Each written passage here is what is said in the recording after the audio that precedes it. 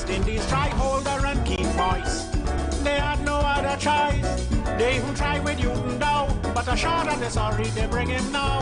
It was Gavaskar, the real master, just like a wall. We couldn't out Gavaskar at all, not at all. You know the West Indies couldn't out Gavaskar at all.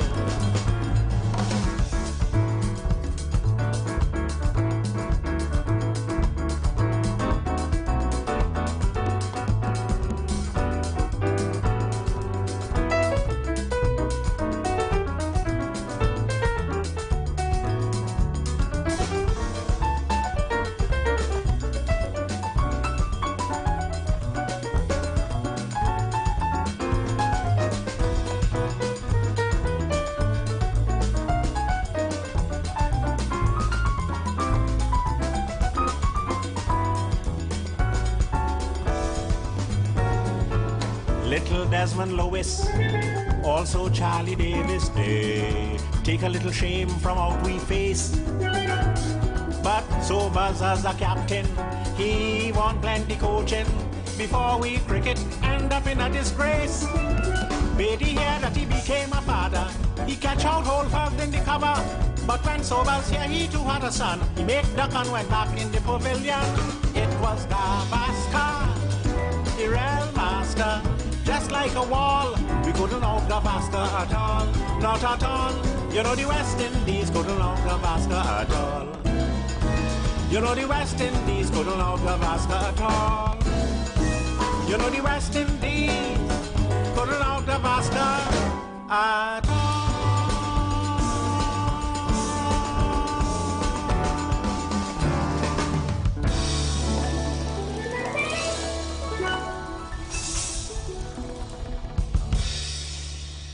We say good evening from the Empire Box 2.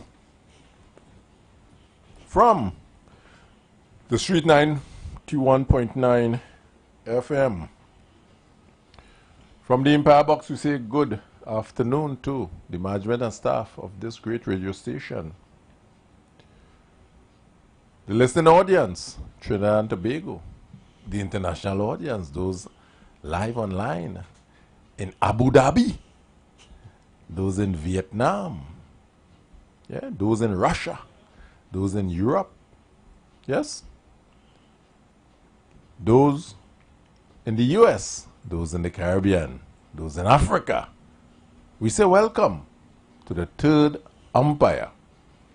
We start today with giving thanks to the Creator, giving thanks to the energies, yes, giving thanks to the universe for having us above ground. We say thanks for the wisdom, knowledge, and understanding given to us. Yes? So we can dwell together in harmony as human beings. Yeah? In love, joy, create, procreate. Have fun. Build a nation for our children, grandchildren, and great-grandchildren. So when 1,000 years from now, they look back, they'll be proud of what we put in place for them. But let's enjoy doing it because it is for good. It's all for good. As we say in my neck of the woods, some may say amen, some may say inshallah. I say so mote it be. My colleague Rolox, the mic is yours. Today, Trinidad and Tobago joins the global community in observing the United Nations Nelson Mandela International Day, honoring the birth and legacy of one of the world's greatest champions of justice, peace, humanity, and human dignity. Nelson Mandela, affectionately known as Madiba, remains a towering symbol of courage, sacrifice, and reconciliation. Through decades of imprisonment and resistance, he taught us that true leadership is not rooted in power, but in compassion, humility, and service. Happy Nelson Mandela Day to Trinidad and Tobago, the international community. Good afternoon. Anybody want to give a shout out to before we get down to business? Not really. I've one young chap, a nephew of mine, Nathan Chotak, nephew of mine. Okay. He came first in his school in the C exam. C they call it, yeah? Yes, SEAC, correct. And he was third overall In the nation? No, you know, Sanatan Dharma Mahasabha have the body and the schools. In that group. And that group always perform well. I congratulate him today publicly. Hands Nathan. Hats off. Future leaders. Hats off to you. Hats off to you. Hats off to you. Nathan Chotak. We delving into some murky waters, you told me. We're in the Jap nest today. We're picking off. Are we clothed? Picking up. Are we clothed not to be scarred? Yes, we are. All right, well, let's go. But before we even get into the ants nest, we want to warn our members of our pavilion today in particular. Yes. On Nelson Mandela Day. Good, that we want to keep our comments constructive, respectful, solution-oriented, and thoughtful. Yeah. We don't need slights at each other, nor do we need us beating each other. I think we have a good pavilion.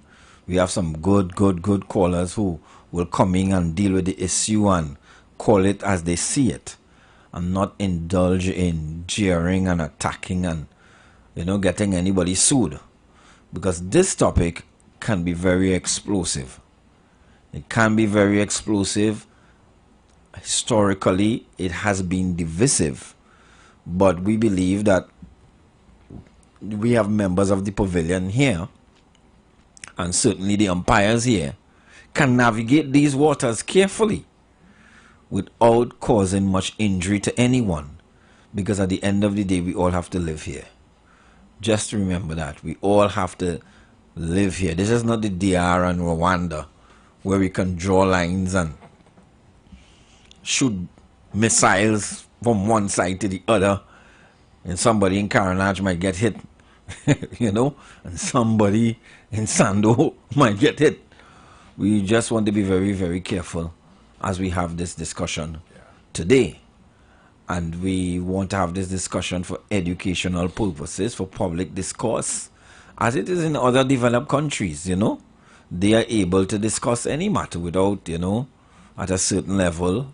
You know, you do have people who want to carry it where it wants to go. We will cut you off today if we feel that you're leading the pavilion to riot. We do not want riots in the pavilion at all. That will not help good. Match done, match abandoned. We have to go, money waste. Drinks waste. Well, drinks don't waste. But at the end of the day, we don't want any riots in the pavilion. So let's get started. Yesterday, we had a discussion about crime. We had a nice discussion about crime, but we went to the issue of how our protective services are resourced. Good? And we delved into, you know, comments about whether they were resourced well enough, etc. Then we ended the discussion with a discussion on the blue versus white collar crime. And we concluded that somehow, when they're discussing white collar crime, they do invite certain people. Is it that we're not qualified enough to partake in those activities, or we just not good at it? Are we naturally inclined to blue collar crime and those kind of things and things that require brute and force and violence? But if it requires brain, we don't make the side. Not that we want to indulge, but we're looking at it. So we looked at it yesterday. That was yesterday. We're going to move on today. So today,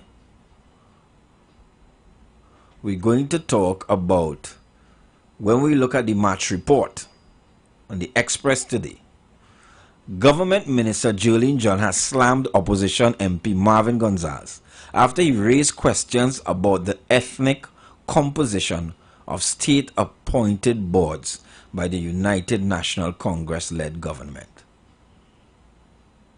Let me tell you this.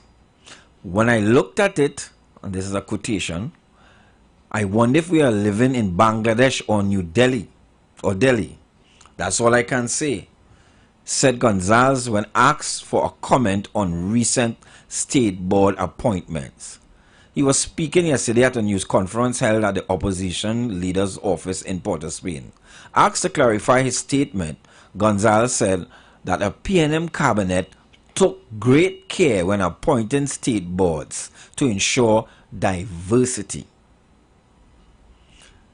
And I quote, "You couldn't bring a cabinet note by Dr. Christopher Rowley with only a certain race being represented.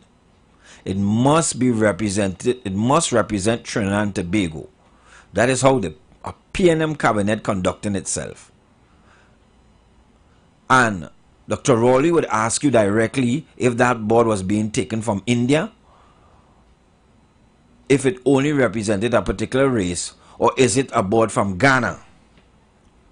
He continued, and I remember former Minister Mr. Imbert, as a corporation soul, would ask you, even before cabinet, is that board from Mozambique? Gonzalez emphasized the PNM's commitment to ethnic diversity.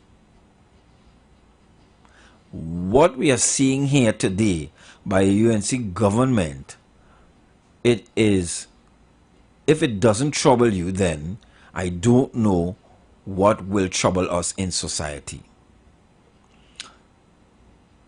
But in response later yesterday, Government Minister Jolene John said the UNC was committed to deepening racial justice and cultivating ethnic harmony in this country, and rejected comments by Gonzalez.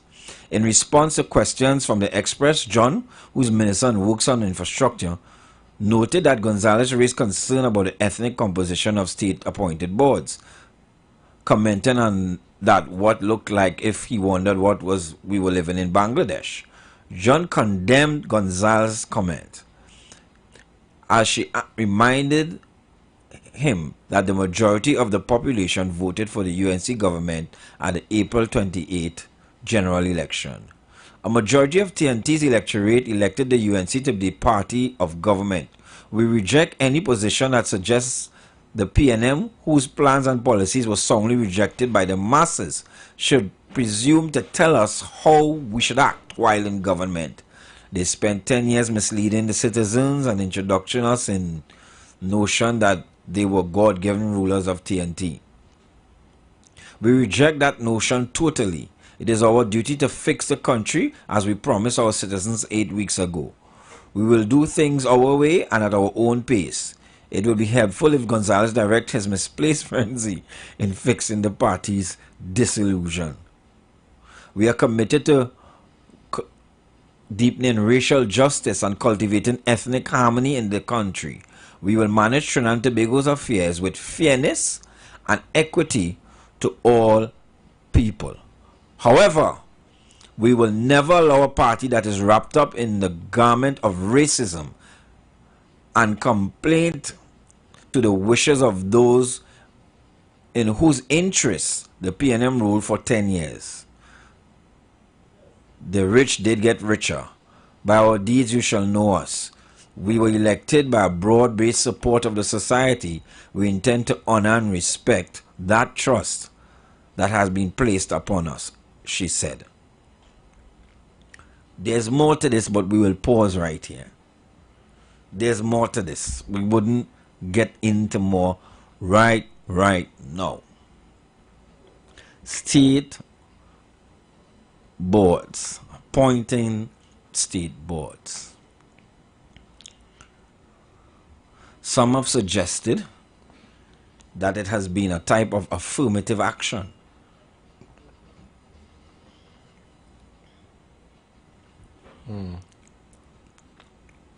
Another school of thought says, scrap affirmative action. We should lead based on talent, qualification, best suited for the job, across the divide. It doesn't matter. Now that thinking and theory aligns with what you have heard in the international community by Mr. Trump. he is against affirmative action and believes that we should not hire you because of the color of your skin predominantly, but we should hire you because you are suited for the job, you are best fit for the job regardless. Now we're talking theoretically, yeah? We know how things happen in practice. What is, I'm confused. I'm listening, you know. I'm trying to pull it together. What is Marvin Gonzalez's concern? His concern is that the appointments of state boards thus far, Yeah. in his view, Yeah. has been ethnically skewed to one ethnic group. So you feel it should have more. Balance. So what you're saying is more Indians on state boards and less African on state boards? Is that what you're trying to say? Well, I don't know. The assertion he's making is that there should be more Afro-Trinidadians, I would guess. Because he talk about, is it a board from New Delhi or from Delhi? I'm confused, you know. What confusing me? 1 minute, they criticize Afro-Trinidadians when they join UNC, to work with UNC, call them sell out, blah, blah, blah. Real African doing there. Yeah, and these statements are made when an African come across. Jeremy, there are things to say, and once an African come across, they are criticized by the PNM, like Africans have no place with or by UNC. So you say that on one side of your mouth, and the next side you're saying, well, probably your people not going because they're afraid you criticize them. That's why UNC may be calling them. And they're going because they're afraid you just say all kind of insulting thing about them. So they say, see me, let me batter my crease before my own party start to criticize me. But they may be getting called and we don't know. I don't know. It could be that the persons of non-East Indian ilk have been approached and refused to go. I never see no adult Indians only for board. How you know Africans have been approached and they refused? Because they don't want to be criticized by PNM as sellout. We have to look at the whole play. I like to look at all the data, you know. You know what I'm saying? We have the number of board positions there are is over 700 boards position. I had a paper on it sometime to talk about it when we started. Over 700 boards position we have to fill. And they could only fill them by persons who come forward to serve, you know. Now, a lot of persons may have the capacity, yes, in terms of competency in whatever area to serve. They may have it. But not everyone want to fill out this declaration form. That some of your information is public information. Not everyone want to do that. You understand what I'm saying? So there is some shyness of persons with competence and capacity that say, hey, see that? Me, I save from that. This filling out this form. Everybody see my business, or half my business at least. I want that. Then there may be the other side that say, I ain't going there because them my African brothers go feel like sell out. I gonna help the Indian and them. I just talk in the street. We're on the street right now. 91.9. Yeah? And that might be a next reason why there's a hesitation of probably Africans going forward. And so we can't sit here, and Marvin cannot sit there. And we as a people, we have a way. I want to segue a little bit. We have a way of taking talk and running with it. He said that, yeah, boy, yes, you're watching Indian, boy. Well, who said I haven't approached African who refuse? Who said I haven't approached African and they refuse and say, no, I ain't want to serve with you? Who said that? Where's the empirical data to say that they only selecting Indian people? There's no empirical data. There's nothing saying that. And haven't PNM damage the thought process of African who may be willing to serve on a board but say, hey, see me and that bad talk and criticizing me outside, let me save from the people business and go on to my work, yes? For no way not to call my name and not like that, like how they bad talk Jeremy and say Jeremy, all kind of thing but the man. You understand what I'm saying? This is real. All this is in the public domain. So Marvin wouldn't get me on no train to go down the road with him with that half-baked analysis, where I call it a serious paralysis in his analysis, in terms of saying that there's reasons for it and we have to go into why. You come with a headache and you just get paneled up, but nobody checking why you have a headache. But if you check why you have a headache, you realize really you're butting your head against the wall. This is why you have a headache. My issue is this, which is where we're going to go this afternoon. My fellow umpire and members of the pavilion, I do not know how constructive that discussion that the former minister is raising. I don't know how constructive it is. That's to begin with. And when I say I was going to segue, I want to jump in. I want to jump in because they can and we as the umpire really had to, we cut through the chase and really tell the pavilion. Could you notice a road you could use on the radio? I think so. Foolish talk from politicians, and we had to be more adult in terms of our thinking and be more critical. For example, I despise the word this minister corrupt or this one. Okay, well, we'll go lock you up now. Stop the talk and give action. Stop the because people like Bacchanal, oh God, they're going to lock up the man, boy. I hear they say that about the man and the Bacchanal because they strive on that piece of gene that speak of a level of illiteracy in terms of governance and so forth in the country. You understand? I always say, if you had to lock up a minister, you had to lock up about 10 public servants with him. So don't call the minister name and they call the public servants who aid and abet in something. Don't mama guy me. Oh, this minister is thief, we got to lock you up. Unless you call 10 public servant name, you're wasting my time. And the pavilion had to understand that and push you back against him and move from a face with your foolishness. And then they would. I remember. I wonder if we are maturing as a nation, where we could call the ball as we see it. The pavilion today will demonstrate if they're maturing or they run into this rhetoric. Because that tribe. We're going to make the same comparison with the discussion on CPEP. All this compassion and caring and love and understanding, that is the outpouring of affection for those who have, no longer employed or lost their contract, is amazing. But you set up the people and them, nothing. Okay, let me deal with that. Let me deal with that. And why I'm talking so because I have some KFC to go and eat after. Right? So I want to be hungry when I go there. Right. The activity of a ministry and agencies thereof are activated by instruction from cabinet as to so do what you want to do. Yeah?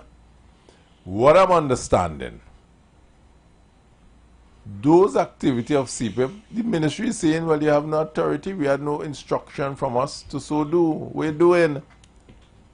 So all and sundry, the line minister and all, should have known that Oshim's cabinet approved this, what them fellas and them doing, they stop that. You have no approval to proceed with that.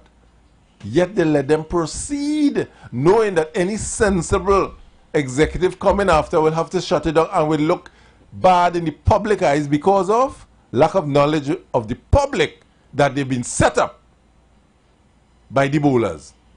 So you know full well, because them fellas are no novice, you know full well that here where we doing? If them fellas going to fix it, the lack of knowledge in the pavilion, them fellas going to look bad. If they try to fix it, it going to look bad. But they must know, the line minister must know, I didn't carry no cabinet note to approve that. I didn't establish no approved budget for that expenditure by cabinet. The ministry told them, hey, these things haven't been approved, yet they proceeded to award contract. Now, what I'm looking for is for the batsmen to go to the fraud squad to see where the mischief in public office took place and let action prevail and stop talking. Stop the foolish talk. If someone gave a contract that was ultra viral. Yeah? The process, the law, the guidance, we call it mischief in public office. Treat with the person and stop the talk. If that is the case. As Pandey used to say, take it to the police. But stop calling this one corrupt and that one corrupt and go to the police and let the police, when the police charge him, you go say, yes, he was corrupt, this is why the police charge him. So let's get back to where we started, right? KFC boy. And you members of the pavilion, I want you to hear my question carefully, because with line and length today, we're not going off because we want to be very edifying and fair, and we don't want to get into the, if you know, the domain where we just ramble on. We don't want that this afternoon. My question to you, members of the pavilion, is: what's your take on it? Are the issues raised by the former Minister of Public Utilities have any relevance? real but divisive? Real and important, or they're just unreal? Caller, welcome. Good afternoon, Heavy and TC, all listeners. Caller from Florida here. Listen, man, I saw that clip with that woman, Gatsby Dolly, talking about them grants, and I was disgusted. Because when they had the COVID, the people were suffering, they had no money. They take away all the money from the blind people, the people who incapacitated. They take away all the money from grants, and these people no food, God. And then you coming out and calling all these grants that people could get. So why only wasn't helping the people with the grants all the time? I can't understand that. But yeah, Thank you, caller. that's my 2 cents, my brother. Callers, please listen to the pretext. The context, we're talking about the issues of ethnic composition of state boards as raised by the former minister. And we want to know if those issues are, in your view, real but divisive. Real but pertinent and productive, or are they just unreal? Foolishness. Good afternoon, gentlemen. And good afternoon, ladies. Well, I realize the man called you on program. I realize, but we were trying to be polite. Yes. We just want to be polite, yeah. Right, but Mr. Selvon, I couldn't have said it any better than the way how you put it this afternoon. My thing is, we can clearly understand why the population continues to be shortchanged, right, by its leaders. When you have elected members of parliament making these type of statements, that what you hear coming from Mr. Gonzalez, you can clearly see where their thought process is like, and what really occupies the mental space inside the head. Because it's not that you're coming to the population and say these people are not qualified. Correct. Or for some reason that they just can't do the job. You are looking at ethnicity as a criteria. Good point. To carry out growth in this country. Good point. And Paula. I feel the reason why they cannot come and talk about if somebody not equipped enough to do the job is because they know fully well that they left Ms. Shamfa Kojo as the Minister of Sport when she said publicly that she knew nothing about sport. So you take this opportunity to continue to go wide, hoping that, as Mr. Selvon clearly said, the lack of knowledge from the pavilion is what always intend to ride on. Caller, but as you on the line. Getting wide and no balls, and we are seeing it for what it is. Caller, as you on the line, I want you to tell me, do you find his comments divisive or you find it beneficial? Beneficial to who? Who, Mr. Ronald? All right, good. It is extremely divisive, and he is working on the weakness Yes. of players in the pavilion. Yes. Because who don't know is who will run with that foolishness. Yes. Because at nowhere in the world, or probably unless it's some modeling agency, they look at the ethnicity or some kind of thing. But you're talking about having a position on board or whatever. Since when ethnicity is a criteria? So if you go out and find the best 12 persons, and all of them is from one ethnic background, you are going to shortchange the nation and say, hey, we don't want the best. Mix it up to have an image that is shows some balance in ethnicity. But what will that do for us here? Better you call out the people who not being able to carry out the job. You come with a rubbish truck, as they say, and you're bowling a such a wide big man. And like only intend to stay in opposition. Thank you, caller. Thank you, caller. Thank you, caller. Yeah, let's see. Yeah, I was startled when I read it, and I understand when my parents taught me, not everything you think good to say. Eh? Yeah. Not everything in your head. People had to stop believing, and politicians, I'm speaking to you. I know you all are listening. And I said it early when this program started. It's not an illiterate population you're dealing with. Stop taking us for fools and feel you could just throw anything down our throat and we run with it and respond to it. That's the kind of statement to start fighting a bar, you know. Yeah. Caller, welcome. Good afternoon. Yes, good afternoon. Well, I heard the question and I just was going to say apparently the same thing the caller before said. So I will agree with him and just say if you're asking if it's a yes. Thank you. Thank you, caller. Right? Thank you, Excellent. caller. Excellent. Excellent. That is all. Excellent. She said straight, it's divisive. Yep. Caller, welcome. Good afternoon. Afternoon, my Now I want to distinguish between the two empire. Right. Father, you in the shirt, I'm making you third empire. And you want with Gary Griffith jersey, I'm making you fourth empire. Because he's seeing man getting caught in the slips.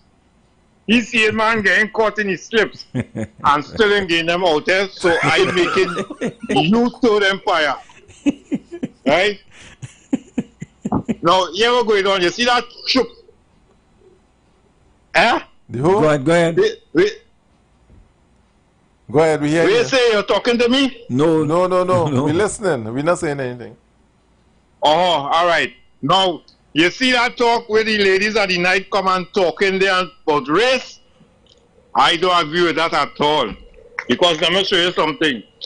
Them calling for them a black party. But a black man threw that Chinese over all the black people in the party. Nobody ain't talking about that.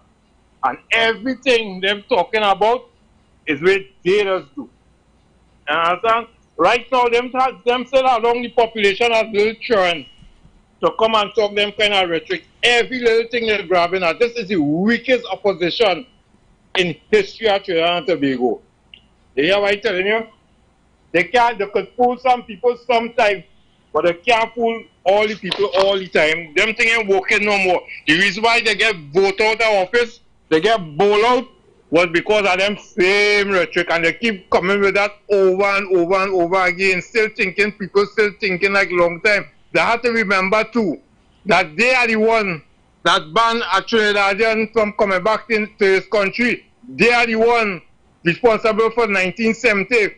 They must remember all them things. And while they're talking about we know the government, they are the ones encouraging the 1% to take over down Shagarama. Talk about them things.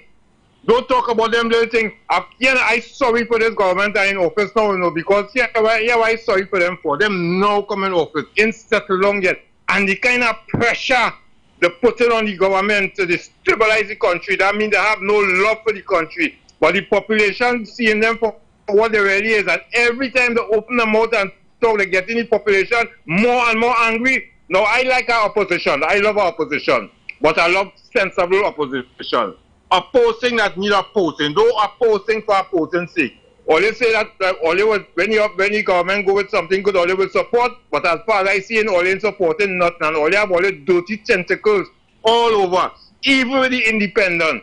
So don't come with them chopping us and holding cards. The fallout with the CPEP, they ain't get through them. So they're coming with race now. No matter what all you do, and every time all you talk, we get more and more back. All you go in the Georgia to some good years. Have a blessed evening. Caller, welcome. Thank you. Pavilion is having a view that says that tribe is something. Come constructive to me. Come straight to me. What would prompt us to bowl that line? Desperation. You see, what I'm seeing, the bowlers are trying different ball. They try a CPEP ball that they carry back, and they realize they die a natural death. How much CPEP workers they say lost their job and so forth? The number keep changing. I see a new figure today. I don't understand. 10,000. But I see about 20 people by CPEP. They say 14,000. 14,000 and so forth. And people realize, and I tell them plain, you always set up, because all and sundry on the bowling side before they left office did structure that if they win, well, okay, stay quiet. If they lost, whoever win had to fix it. And to fix it come like a landmine then. Yeah. To fix it with, of course, some level of friction. I'm not proud of what they did. You set up people and then trying to rally on it and walk on the backs of people. Don't do people that. Right is right and wrong is wrong. Don't set up the thing like a trap, like a slingshot waiting. Don't do that. You plan the landmine, you know you plan the landmine. But when them fellas going to move the landmine, man blow up, but you plan the landmine. I really you can't do that. I really shudder to think that we're still going to plant those things in people's minds. And I know as a citizenry, we've had different experiences with the state. I agree. But from that office to bowl that ball, and now I find it to be very, very divisive. It's a desperate ball. Caller, welcome. Hello, good afternoon, dear. Afternoon. Trinidad and Tobago. I'm now listening to the topic.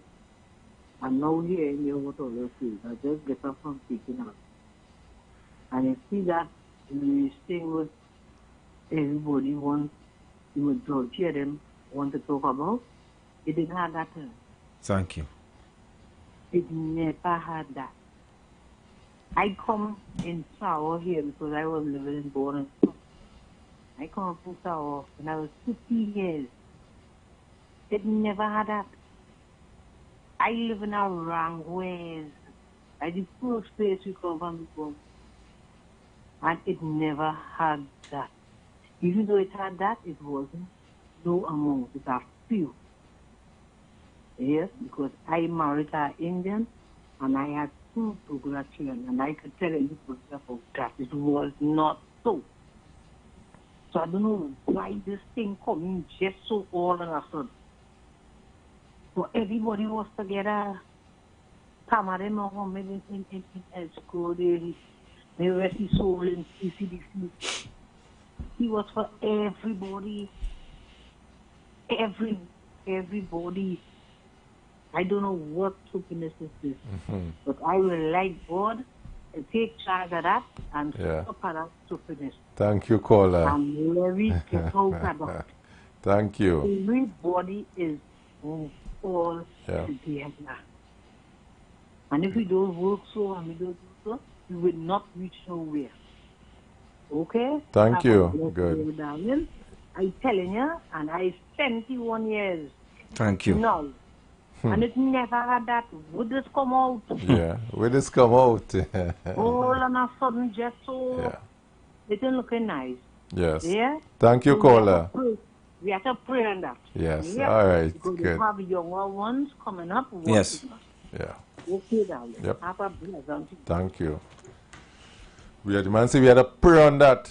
What strangeness? Where that come from? Why I divisiveness? Where really this thought divide in the society? I really thought they would what have is this? raised the bar What is this? for conversation. I thought they would have What is this? the bowling.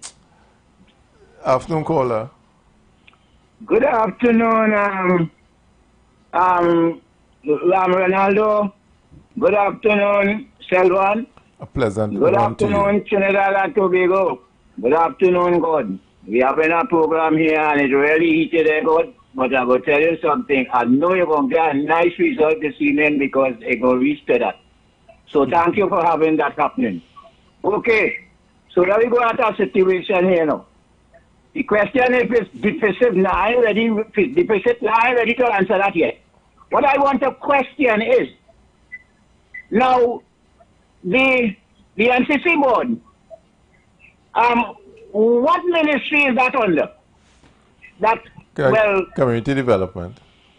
Community development. Okay. And What culture, ministry community is... development and culture and things. Yeah? What Oh, ministry? right, nice. Yeah. So what ministry is the person all you call him minister, which I don't believe he's a minister right now. He was a minister. If he's supposed to be representing now, he's supposed to be representing the community, not looking to talk about the development of the NCC. So I want to ask the question: what ministry right now that Gonzalez is in? Now, this is why we are how we talk, Mr. Selvan. Because like when we was talking about it, and we was talking about the hospital the other day, why the minister had to go and interfere with something that is not in his purview, but is something that was of the hospital. Now, what's he doing there? Isn't he not interfering with something that is not his purview? Selvan?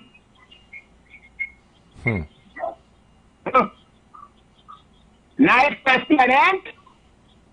Well, I think, really, that is the direction we're supposed to look at. So it will stop all the bacchanal and put all representatives in the position of representing the community. And I continually say, let us hire ministers so we will know what we put in there by, we know the degree, we know the potential, and the disappointment of people appointing, and they have only appointed their own on both sides.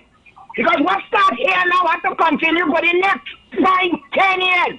And that is why we are the umpires. You have to get 12 more so that we will put every umpire behind all ministries.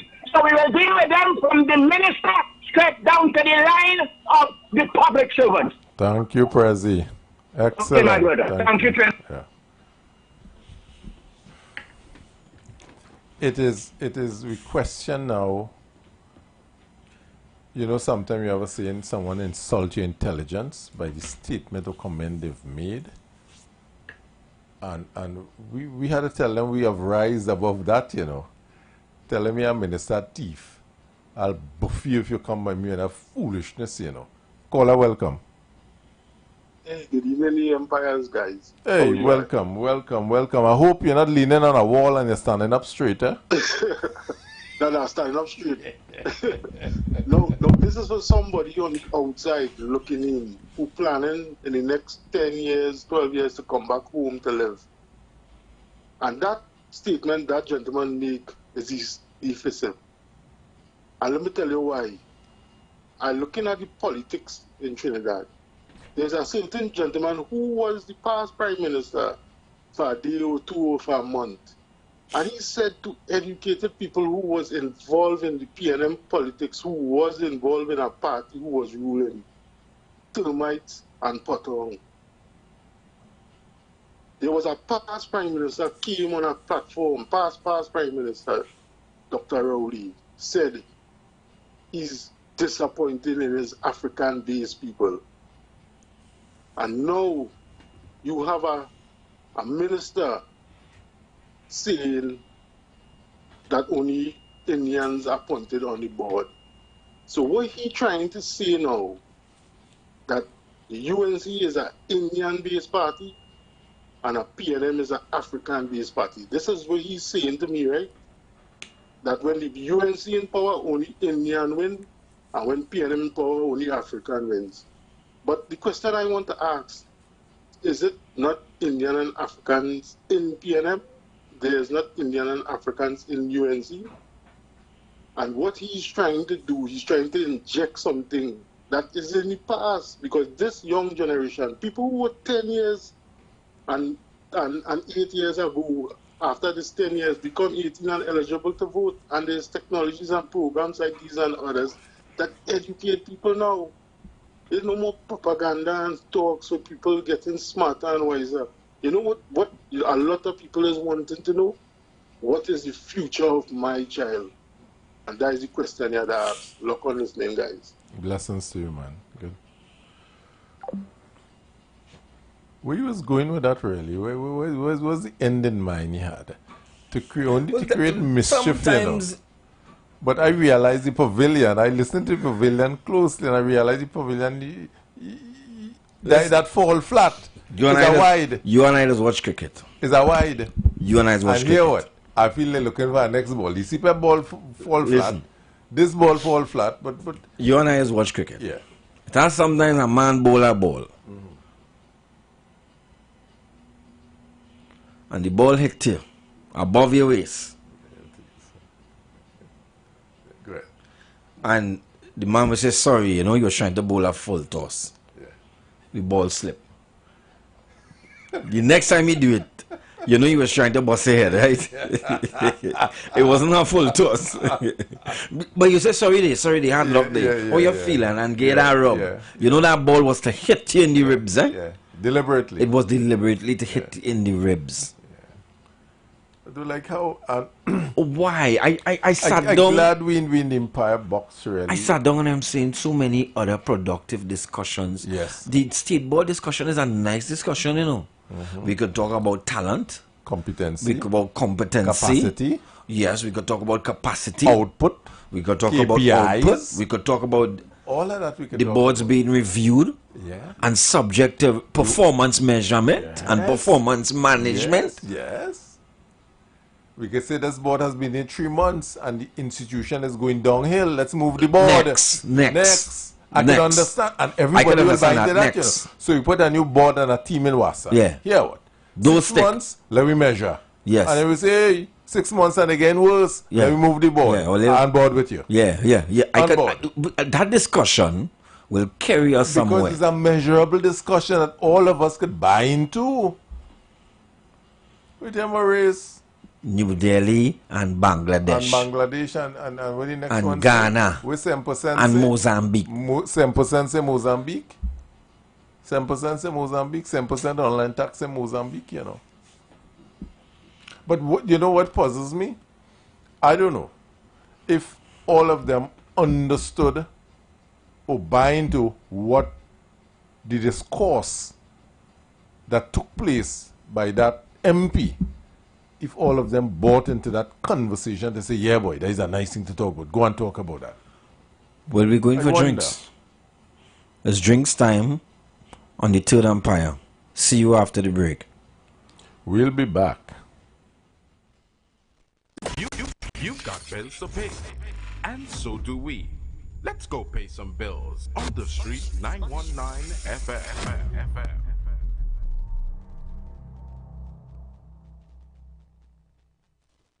Attention business owners. Are you looking to reach a vast audience and boost your brand's visibility? Then look no further. The Street 919 FM is here to help you shine. With over 170,000 followers on our social media platforms, our radio station is the perfect platform to showcase your products and services. Join us and let your message be heard by thousands of eager listeners. Contact us now to learn more about our affordable advertising packages. Don't miss out on this incredible opportunity to connect with your target audience. Advertise with the Street 919 FM today. For more information, call 399-5959 or 384-2232. We rollin' big when the jackpot hit. We rollin' big when the jackpot hit. We rollin' big when the jackpot hit. Play way fast cash, that is the fit. We rollin' big. Fast cash and play way take win. No extra spend, just vibes and luck. Play way and fast cash turn up. We rollin', yes we rollin'.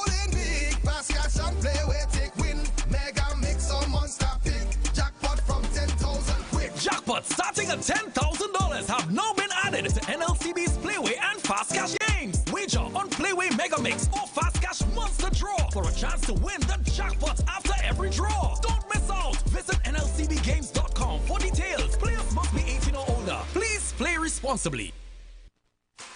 Ikaro, I am Alatumishe Ifabamishe Aganki, better known as MC. And every Monday between the hours of 9 p.m. to midnight, I host a show called Orisha, The Way of Life, right here on the Street 919 FM, where I have guests passing through from the Orisha Ifa Baptist Diaspora to educate, edify, and inform you, the listening public, about Orisha Ifa practices. So remember to tune in every Monday between the hours of 9 p.m. to midnight for Orisha, The Way of Life.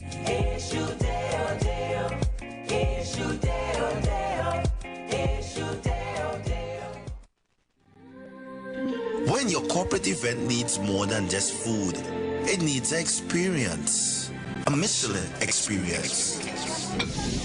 From mouth-watering buffet spreads to beautiful packed takeaway boxes, the Michelin Experience Limited delivers more than just wheels. We deliver flavor. We deliver satisfaction. We deliver excellence straight to your boardroom. Whether it's a conference, board meeting, or a retirement function, go beyond basic. Go bold. Go Michelin Experience Limited. Call us now at 1-868-474-2250 or follow us on social media at Michelin Experience. Great food, exceptional service every time. Get hot this summer.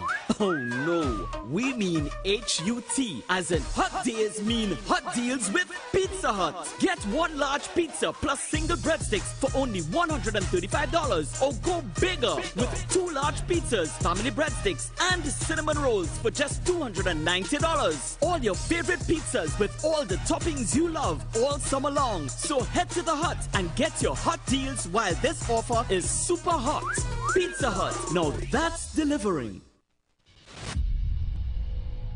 Come shop at the biggest African market in the Caribbean with its African-inspired art, craft, jewelry, clothing, books, delicious food. We're at the Queen's Park Savannah, transformed into the Lidjasu Omuale Emancipation Village for the 2025 Pan-African Festival TT, commemorating emancipation, July 25th to August 1st. Also, enjoy jazz, pan, calypso, reggae, dance, drumming, bois, art exhibits, and for the children, the African Heritage Camp and workshops. The village opens 10:30 a.m. to 10 p.m. Free admission before 3 p.m. Just $40 after. Kids under 12, free all day. Bring your family, your friends, your vibes, and let's celebrate the 187th anniversary of emancipation, our heritage and future together. The Emancipation Support Committee, shaping sustainable futures through reparatory justice. This summer, give your child skills of a lifetime with several boot camp. Children between the ages of 5 to 17 come enjoy Children Iron Chef competition. Your child will learn to prepare healthy breakfast, lunch, dinner, CPR, first aid, and conflict management. With field trip, your child will be given free apron and certification upon completion. Call 492-7397 or 336-4935. Institute of Health and Fitness Company Limited, located at number 79 St. Vincent Street, Tunapuna. For the month of June, registration will only be $50 to book your space, and you can pay the tuition fee before the start of camp. Blessings in the wonderful name of our Lord and Savior Jesus Christ. You are invited to listen to the Final Hour broadcast, heard every Monday from 12 midnight to 5 a.m. in the morning on the Street 919 FM radio. Hear my mom, Pastor Helen Garcia, and myself, Pastor Valentine Garcia Jr., preach the Word of God to the elderly, youth, and children. We can be contacted at 629-0113 or 623-8444. The church is located at 26 Prince Street in Port of Spain. We look forward to you joining us. God bless you. As my life I lay it on the altar, as my life. Tune in to the Street 919 FM every Friday from 9:15 a.m. to 9:45 a.m. with Kingdom Health Services, situated at number 125 to 186 Eastern Main Road in Tunapuna. For the program, Health and Healing, merging the old with the new, with Mr. Brent Diet. For more information, call 318-7471 or 484-0141 or 360-4100. It's all about Kingdom Health Services on the street, 919 FM. Join the winning team with Pasta Alkaline John every Tuesday from 11:05 a.m. to 12 noon and every Thursday night from 8 to 9 p.m. live on the street 919 FM as he talks about Lviv, the power of 5 fruits, one of the most powerful antioxidant supplements on the market today. The 5 superfruits in Lviv are mangosteen, acai, pomegranate, goji, and nuni. These fruits have a positive and profound impact on human health performance and disease. Join him as he gives live testimonials of the Lviv healing powers. To get more information, you can contact Pastor Alkaline John at 516-286-7079 or you can visit his webpage at www.alkalinejohn.com. Remember, every Tuesday from 11:05 a.m. to 12 noon and every Thursday night from 8 to 9 p.m. live on the street 919 FM. Share the live. Share the live. The Street 919 FM on Facebook and Instagram. Share the live. Iowa George on Instagram. Share the live. Iowa TV and Street TV on YouTube. Share the live. The Street 919 FM.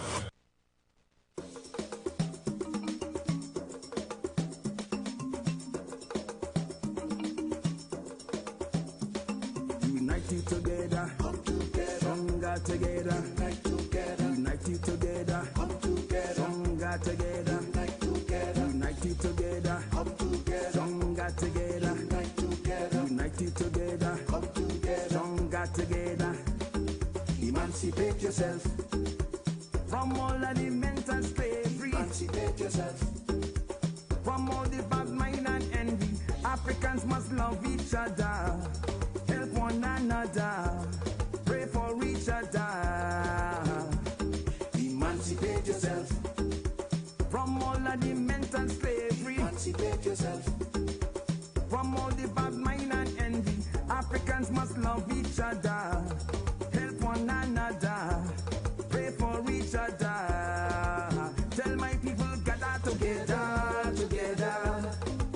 When Africans gather together, together, we become more stronger, and we will have the victory. We will have the victory.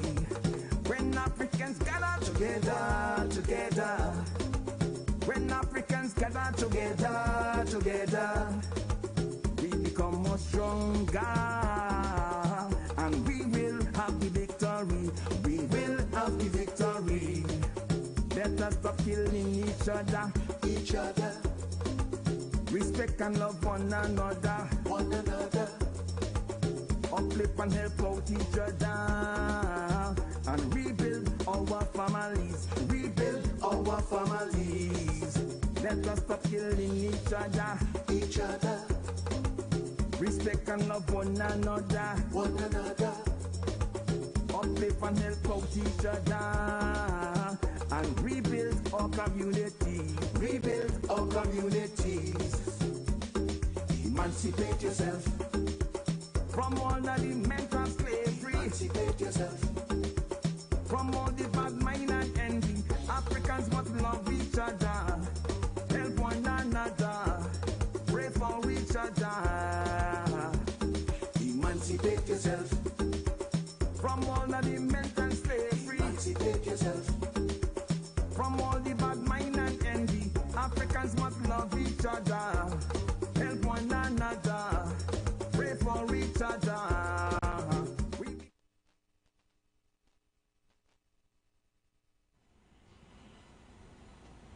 We are back. We are back. We are back. And as we're back, I want to say good afternoon to my sister. My sister's an avid listener, Yes. Roxanne, and she's always there telling me, You know? Roxanne. Sit up properly. Oh. We seeing you all. That is your sister Roxanne who live in Dubai? Nah, she's not in Dubai. She's not in Dubai? She's in North Moorings. Ah. North Moorings. Not West Moorings, North Moorings. North Moorings. Yeah. North Moorings. I know you always talk about sister of yours that live in Dubai. No. Yeah. I'm a sister in the Lord. In Dubai. Yeah. Let me tap his KFC that way. Go ahead. New KFC tenders just hit, and you'll want to dip it, dunk it, drip it all day long. Hot and spicy or extra crispy non-spicy. 3 pieces for just $29.95. Sauce it up with one of the 4 flavors for that finger-licking goodness. This Java. Chase the crunch only at KFC. We are back. We are back. You ever had a friend who, whether it be a female friend or even a partner, who just don't know what to say? You mean they're quiet? No. Or they just say anything come to mind? The timing belt kind of... The timing belt slack. Expand on that. The timing belt kind of slack, right? Talk to me. They're always on the offbeat. And they have some of the most true but off observations. Wow.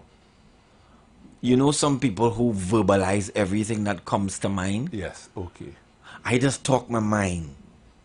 No, that's the excuse they give. That's the excuse for foolishness. I just talk my mind. Yeah, you're off. Yeah. You're off. Think a little, now, man. Yeah, think a little. Yeah. I Let just us believe you're wise in silence. I'm just trying to put this comment by the former minister into context. And nothing about it making sense to you. Because what are you trying to achieve? Where you going with this? That's what I want to know. I sprung this to say, where you going with this? Yeah, the ball slip out your hand? Is a full toss or you pelting me? You want me to know you're bowling, so you're pelting me. Franco meant by my guard, you know where the guard is by your chest guard. Yeah. Hit me under the ribs for me to move from the wicket. Caller, welcome. Good afternoon again. Good afternoon. What if Mr. Rollick so... I don't know how to describe him. So... why is he eating up himself and he's using up too many brain cells? You understand? Trying to understand what was said. Right? Me, I would have dumped that in the dustbin and walk on and meet somebody as I say somebody in Dubai. All he was talking, he was talking about people living in Dubai and the other sister living last Moorings. Talk about what probably some kind of insight you get now from sensible people. And poor thing, I see Mr. Rollick, like if he go in and pass on, like if he having an abortion. What is that about? I have to bring something in here to kind of stir that pot when eating. You do it with no ingredients, You don't eat just you could eat lunch and everything you have one ingredient.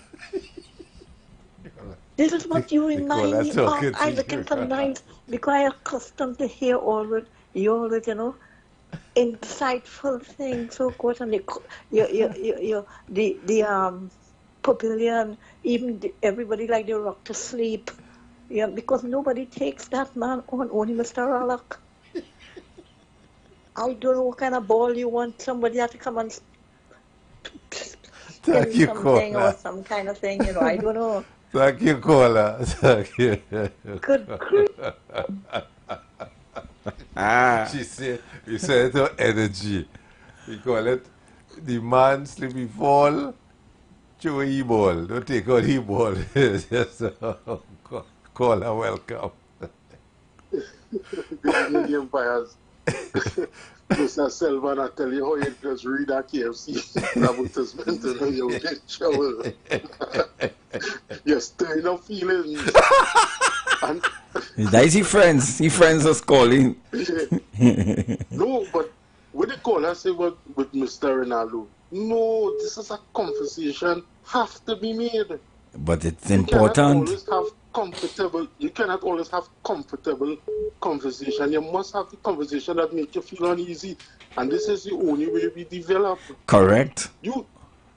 They say think outside the box. So where you want us to only think inside the box, we thinking outside the box. You see, number one factor in any job that you doing and you as a manager, you have to know the mindset of a person and what make them say certain statements on their actions. And these are how you know how to evaluate them. Well, I want to know more or less if I alone see it a particular way. That's why the question is posed to the pavilion, and let the pavilion help the discussion on. Because remember, it is not simple as sidestepping it. We have younger ones to come. We have younger ones exposed, now on the job market. And it seems like these that if left uncontrolled, it could get out of hand, It could get out of hand. Now, we don't want those type of problems here. But we keep on sowing the seeds to test the temperature for that type of behavior. And in other places in the world, it erupted. But this is how it starts, with a little joke. Them don't like we. And then them don't like we turn into a movement. A we movement. Then we're looking for laws and representation. And then we're looking for action. And not all action translates into legal action. That's how you have vigilante groups, Yeah, exactly. Who see the solution for a problem in their own hands. No, Mr. Rollins, and this is why we need to have the conversation that makes you uncomfortable. Look, there's an incident right now that coming forward again, and it happened in the past where the guy beheaded his father for supporting the wrong group. Wow. And he supports this administration right now that leading in America, and there's a lot of people across here follow that narrative, and I live in the reality of it over here. Well, I am very aware too, caller, of the shooting of the U.S. legislator last month, the lady and her husband in their home. Exactly. Double murder. And people is getting pardoned for their wrongdoings. And you and I will say we could ignore politics and we stoops and go in we bed. But a man took up a gun, went into somebody's house and murdered 2 people off of the same discussion, off of the same thought pattern. And because we call it radical thinking. And, correct. And this is why right now, and that's the danger. Across here where I'm living, I am scared to take my family out on the streets because I don't know whoever I face right now, and this is, we do not want that in Trinidad. And we correct to have this conversation. All right, look on, listen, let me move for other people.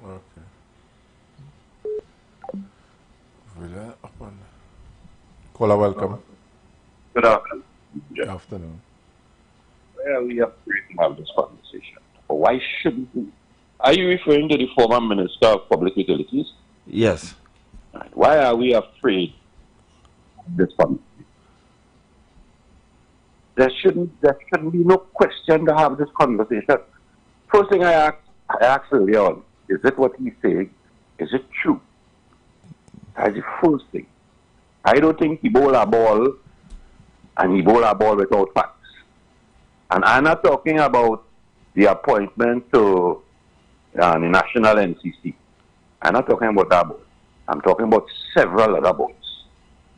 Where it seems, because somebody tell me, it doesn't matter the race of the people. I don't have a problem with that. My problem is whether or not they qualify. See what I mean by that? Up to just the show before you. I said because I had the same thing in 2010, and there was a lady appointed to a special, how to put it, National Security Ministry. And when we do check it out, she even had to change her name. Her name was, what? Rishmi Ramnarayan. She got a position based on her race, not based on her qualification. So when the man made that statement, he could be looking at what transpired between 2010 to 2015, and like I looking and seem to see that we have the same problem. Because I call it the Trumpism. Trump says he's going to make America great again.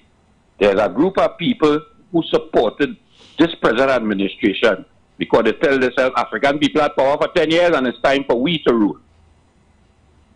And with that ideology, if you just look at simple as Padarat alone, you would see that expression coming from Padarat. So when the minister made that, or when the parliamentary representative made that statement, I am not seeing that he felt a ball to hit a man in his groin area, you know. I see he felt a ball in your head to say, Olya, wake up and observe what is going on and sit down, because I don't think the UNC is a total, what I find is strange? PNL is an African party. I have never seen no way any PNM identify themselves as an African party. But I can tell you, from the incarnation of the UNC, what is today called the UNC, it was based amongst protecting the rights of the East Indian population from a group of people, because what they said when they went in Marlborough House, how that group of people would lead me. And Dr. Eric Williams had to take Capilé outside and have a discussion, and I don't know what arrangement they made. And they come back and say, tell the Lolos, well, yeah, we will go along. But if you listen to the initial argument, they can't be ruled by what this race of people. How that happening? They have a lower caste. And that ideology promotes today. That is not racism. That's the fact. And there's a group of people within that party still carries on and still promote that level of ideology. I don't understand why we are afraid to have that conversation, because the same lady said to us when she was opposition, I ain't see no Indians in the TCJ. You know, nobody didn't call her out to be racist. Nobody didn't say that the statement she made was racist. Call Dr. Eric Williams at Oreo, blank man. And when we complain, they say that we are the racist one, because we see it in a different light. No. I born here. You want to tell me, go back on your boat where you come from. I experience it. I live it every day. Depends on where you go. Sometimes you experience it. And you know what is even worse? I'll draw a reference there just a while ago. They want to pass a gun law. Right now I'm seeing where the gun association is telling them I want to give people over the age of 18 a firearm. But you can't drink if you're over the age. You can't drink until you're about 21. You can't smoke till you're 25. But a group of people making noise to give firearms to people 18 years and over. And here the next law they want to pass. You and I in the house, I am the parent, I have the gun. The bandit run in and accost me. You as the child, if I train you, could go upstairs, get the fireman, come down and shoot the bandit. Who is that to protect? You and I could afford a gun, you and I have a business. Enjoy the evening, gentlemen. Thank you, caller. So I want you all to understand that everybody is allowed their opinion, right? Of course. You notice that we don't cut off people for having divergent views. Do we have a call? Yeah, so. Caller, welcome. Caller, welcome. Yes, good afternoon again. I am not saying not to have a conversation, you know. All I'm saying is that what Mr. Rollick said in the beginning, I listened to the preamble before the show before they started taking calls, and he said, I don't want this train, and he put down his little thing. So I said, I don't want to change it to talk about anything else, and that was just sounding kind of one word to me, you know, what that man said, and even bringing up that. Now, if it was open, if I did not hear Mr. Rollick put down his laws and said, you know, like, I want to stick with it and stick with certain things, I don't know if I got it wrong, Mr. Rollick. And I said, and I don't want it to stray and to go to, like how I'm talking now, you know, to go to different things and all kind of thing. So I said, better I don't speak on the topic because of, you know, it's your thing. You want the exact thing to talk about because you asked a question and I answered a question and that was all. There was nothing more for me to say. Thank you, caller. Right? Most welcome. Thank you. Good. Okay. Let me tell you, the race road or the ethnic road, you could never stop point finger at this and that and pick at it till time immemorial. I think what we're trying to get at is we had to grow up at some point in time and realize we had to live together, you know, by the hook or the crook, you know. It's Indians and Negroes. You remember that song? Indians and Negroes unite. You have won the battle fought for human rights. All the tears and tribulation. Who sang that? No. You will take me down a road. I'm not going, no. You just start that.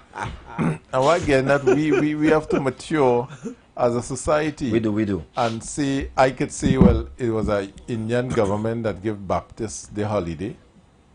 I could say it was an Indian government who gave Baptists the land in Makoya. Another African government. Our African government never gave Baptists the day. African do like African. African never give Baptists the land. And they give land by Nagaris. We could go down the road whole day, but what I'm saying is that we must start measuring things by productivity now. Okay, either you put 10 of them, but if you put 10 Indian or 10 African, but the standard of living improve, that is what we want at the end of the day, you know. The standard of living, because we could go down the road and again and say during P&M time, African business do thrive, African do prosper under P. We could say that too. And we could say more Indian businesses thrive under P&M. We could say that too. That's a real thing we could say and we could keep saying. But the end of the day, where we going? With saying and saying and saying. And that is why I asked if the discussion is a fertile one. It had one time somebody asked me if P&M do have a black caucus, the amount of non-Africans was taking senior position in P&M. They say, only African don't think of something like that. Brain, only them getting everything is Chinese and Indian again. All the AG and Minister of Works and all the major money ministry and so forth. So where we'll go in, and nobody mentioned the critical thing because we are so, you know, Singapore had the same race problem, you know. Right. And they had to deal with the race problem once and for all and think country. They had race. We feel we have race problem. We see race problem yet, It is something we can't shy away from. Definitely. Right? And we have to know from okay. You see, sometimes what we call race is something tribal. People tend to deal with what is familiar to them. Yes? I wanted to expand on that. I go into, okay, I become, you are a contractor, you're building a house. And if you grow up in an Indian community, who you all know? Indian workers or African workers? But then you go on with a bandload of Indian or a bandload of African on the job, they say, you racial boy. But you go with who you know. There was no advertisement publicly for board of directors. And African people applied and were denied, you know, and go to equal opportunity, you know. You understand what I'm saying? They say, I was denied because I am black. I am African. Let me give an example of what you're saying. If I read in you correct. Yeah. I was doing Chancellor, as I often do, taking my little walk, trying to exercise and stay youthful. And I saw a group of Trini white men, ageable men. Yeah. Now they were distinguishable and noticeably white. And I was telling my partner, my brethren, we walk. I said, so they don't have any black friends? Exactly. And then it occurred to me that lens says more about me than them. Yeah. It may just be these people I'm familiar with. I grew up neighbors. And so it's 10 of us white live in the same neighborhood. So you see the lens that sometimes we use to see things has more to do with us than the picture we're looking at. Yeah. Because they could be Listen to me, they didn't do me anything, you know. They actually were very polite. Yeah. They said, good morning, good morning. Yeah. But I just find out, you understand? Yes. But that says what jumps out at us. And I'm saying that on the pretext of that is that the discussion on state boards has to be one of performance. Performance at the end of the day. Accountability. That's what the real problems are. Yeah. Not even gender balance as much, because I think we manage that. So, you know, those things we manage. But the elephant in the room is that, do state boards perform? Yeah. Are they held accountable, and by whom? Yeah. Are they indemnified in their role and function? So at the end of the day, they walk out with a little gratuity, and at the end of that, whether the corporation they run sink or float, it have nothing to them. Yeah. Then you blame the manager and the GM when there was a board in place. Yeah. And if that board doesn't perform, how does the guys from the board end up on another board? Those are the deeper discussions, and these smoke screens and mirrors about other issues. Yeah. There's distraction. Caller, welcome. Yeah. Hi, you hear me there? I moved from the TV. Loud and clear. All right. Some people, I just wonder if they're really living in Trinidad or if they just are glutton for punishment. I call a few callers about who call and talking about if the man make a right statement. You see, them is the PNF dashboard dollies. You understand that they will become spin doctor. You see the head, they spin them head too. So the feeler could come and tell the population something and get them to think other way instead of looking at the truth. You understand? And the same thing that he talking about, but when what we say, boy, some Japanese he say about Kamla and Rowley, but all right, Kamla calling Rowley Oreo, but the same Rowley talk about he go if she ignore his dog and he ignore she cat, and the same Rowley talk them kind of things. So what he talking about? What he really talking about? Them bubblehead and them always trying to come and spin thing and make it look as what it ain't supposed to be. The population not on that right now, my brother. If they have 10 board and all the board full up are Indian, so long as that we get in progress, I have no problem with that. On that PNM put no black man on no head and no board. Right? PNM is the ones that have we small business people out, a lot of us out of business because all the money we can get from the bank is $200. You can't go and shop with $200, so we have to look to buy money black market, right? So them stupid thing he come in. You see that what I was saying.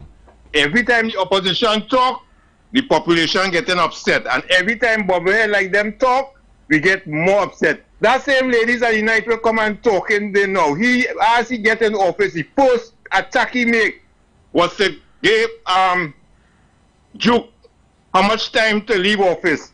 It's a good thing Duke can chop it like he. And that had to die a natural death. So them not talk thing, you see, Trinidad, they not too much 9 days memory. We had too much 9 days memory. We had to come out of that to deal with these bubbleheads. We don't deal with the party already. We have to deal with these bubbleheads now. And to the Empire, I like you to bad. You're on point with every comment you make today. I put you to the head of the class. Have a blessed evening.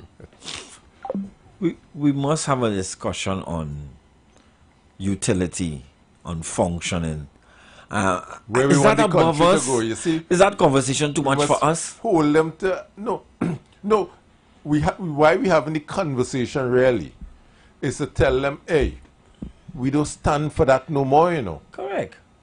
We don't stand. All we saying, you see that way comment, come and say here what's going on. You're putting your board in place. We're looking for outcome, output, performance, measurable delivery of goods and services to the people. Correct. And measure the government's performance on that. You can tell the government who to put on the team to deliver. Let's have a discussion on holding state boards accountable. Yes. That's why I want to hear from the bowlers. Yeah. push for measurements to be put in place and accountability. When you hear agencies 5 years, no audited statement and so forth, you should be banned from going on state board for life. But you know what I'm saying? Something should be done. You can't just roll up and just walk away just so. And we shouldn't have career state board people. Yeah. Your career is that you just be on state boards. Every government, you'd be on a board. You just a career. You know, the bowlers and they had some people on 5 and 6 state board, you know. This batsman, the captain of this batting team, I know last time, I haven't paid attention, this time around, said here what's going on. No person on state board will be on more than one board. Well, let's see. And so if that happens, get a chance that's wonderful. Because over 700 boards position there is. And she said, look, there's room for over 700 people to participate in the building of this country. Let's see. In the last one, nobody has said that some men on 5 boards. I was looking at it today. 5 boards and you're on 3 boards and you're on this board. How nobody didn't say nothing about that? What about, so I can't be on a board too? Why he must be on 5 and I can't be on none? So he's the brightest bulb. And with all of that, we're the least productive. You understand what I'm saying? So it's the measurements the people expect. And I hope, as we're on this length, the fact that the batting captain tell members of a team, you see this budget coming up here? You'll go to the constituencies because there will not be representation without consultation. Go and consult with your constituency. It is no chamber. Yes? And this special purpose group. Go and talk to the people who, when you're looking for their vote, you walk up and down, kiss their baby, hug them up, buy kurma for them, all kind of thing. Go back and talk to them. And get what is expected from them. Right? For us to put in the budget, as the case may be. So we're talking about shifting the paradigm in terms of how we govern. Yes? So I talk about the patching of the hole in front of LSD there. Yeah. Well, I see somebody throw gravel in. I feel it's the hard way next to it. They throw some gravel in it. But we will take that for now. So rain go wash it out. Rain go wash it out, but at least somebody listen to you. Right? So we had to ask for a higher standard of governance from the parliament. Our and we must bully them to say, hey, we don't stand for that foolishness. And we must ask for a higher standard of public discourse. Yes. This Anansi Spider, the boogeyman coming tomorrow. Going back to the song, I sometimes I feel I'm a good singer, some question that. Don't free my hands and leave my mind in chain. I remember in university at Mona, Jamaica. Yeah. When I was doing in my conscious days, studying Pan-Africanism and dealing with the issues associated with federation and understanding how rumor mongering mash up the whole thing. Yeah. Trinidad go become the capital. Yeah. We will have to go Trinidad for everything. Yeah. Who them feel them is. Yeah. And the big picture was lost. And the big picture was lost because we get distracted. 1 from 10. 0. So let me go home. Nothing 0. happened. We can't unite. Yeah. And if we keep up this level of discourse, that tribe. If we keep up this level of public debate and we keep watching things on TV, wow. Say what we want. I listened to the American presidential debate. It was a debate. They had to fact check the man lie half of the time. But it wasn't mother this, mother that, and who thief who cow and who did thief who goat. You look at the British politics. Yeah. Good? And you see them going to universities, schools, communities. You see President Trump in the factory with the hard hat on. Yeah. He have to tell those workers what he doing for them. Yes. Yes. Good? Yes. He has to be accountable to them. And he go and he talk to the unions. He gone in the church too. Yep. And he had to tell the church what he doing with. And you see that level of politics and politicking. But here we talk about how much car you buy and how much car he have and how much go-to thief and who didn't thief 2 sheep, and what can we get out of that? Can we escape that abyss? Well, we in the pavilion, the people in the pavilion had to hold our leaders to a higher standard, you know. We have to hold them to a higher standard, and when they come with that, we have to push back. We have to push back really and truly. Yeah. And say, hey, so they will know here we're going, oh, them people are handling taking that no more. We have to come from I ain't tongue too long. Yeah. I ain't tongue too long. Yeah. For you to tell me them and we and them No, and black them. and white and no, I ain't tongue too long. That's too much mixed marriage. So we can tell them I will go my married a East Indian or East Indian married a we are going to watch one another and sleep in different room. I ain't tongue too We're long. doing. But what says to a man that he can appeal to that sentiment in you? It's a historical behavior that type worked of in the beating. past. It worked in the past probably that say because they still criticize and they get angry. One party that is when members of, you know, interesting enough, anyhow, when members go across to one party, like there's no freedom of movements that I can be a Republican and be no, I must stay here because I look a particular way. The question is, when I join with you, is it my standard of living, is it improving when I'm with you? Yeah. I don't want to go down the history of them guys. I don't want to go down there today, you know. I just, because there's so much to say, and I like to tell my story and not his story. Correct. But I don't want to go there today. Today we want to tell the pavilion, look, let us hold our leaders, and when I say leaders, those in the parliament, the 41 in the parliament, at a higher standard. And they must know, when you're coming to us, come good or don't come at all. Steve, we don't care if you're Indian, if you're African, if you're Chinese, if you're what. Don't disrespect, man. Believe I'm illiterate. I can't remember my foolishness. We come with your mama guy in me or what? And then we just talking to you. What's stupidness I come with me? Steve Harvey asked if we can ever progress. Driving forward and looking in the rearview mirror. Can we ever get to our destination driving in that direction, forward, trying to go forward, but looking in the rearview mirror? Yeah, go forward, yeah, and crash. Eventually, you'll crash. Because some people 14 does watch their phone and drive and don't bounce, you know. Some does die. Because sometimes you have to tell your family, your friends, in my case, might be even students, that listen to me. I respect how you feel, but that conversation will get us nowhere fast. Yeah. I respect how you feel. It's not a disregard for your feelings, or might even be your experiences, you know. Remember I watched those men and Chancellor, I watched them like they were doing something to me. Yeah. And it was just friends having a walk. Yeah. Like they don't like black people or what? Only white people in this group, boy. Yeah. Like them I like black people. And nothing forbid me from walking with them if I wanted to. All of us go to the temple together. Yes. We're members of the Sanatan Dharma Mahasabha. Right. And I, as a contractor, building a house, as I said. And I want some builders and there's some carpenters. And I must say, well, for the not to say none, but let me go and look for some non-Indian. I'll go with what I'm familiar with. That is human nature. Some of us in the US, yeah, they have laws that says if you have to get a government contract, there must be a balance. There must be some African. You can't come with all Caucasian. You have to might have 2 Chinese and so forth. Yes, so they have rules and laws for that because of the makeup and the level of discrimination that took place and existed up there and probably exists now, I suppose, because the law still exists.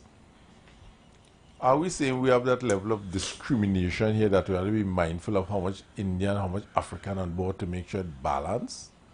And I go back to what I said earlier. Who said Africans are giving themselves up for board position? Why they only put in Indian? If that is the case, I haven't looked at all the boards and count how much Indian to African. Well, if no African are putting up themselves, do they say, well, be careful in the board unless we get African have to come? Is there a constitution that says each board must have a level of makeup of the society? It must have a Chinese, it must have a Caucasian, it must have an Indian, it must have the percentage of the society that makeup, so the board must reflect. There's who want to serve and put themselves up to serve, and then whoever is in charge will take people up. You know what? And I may not choose you.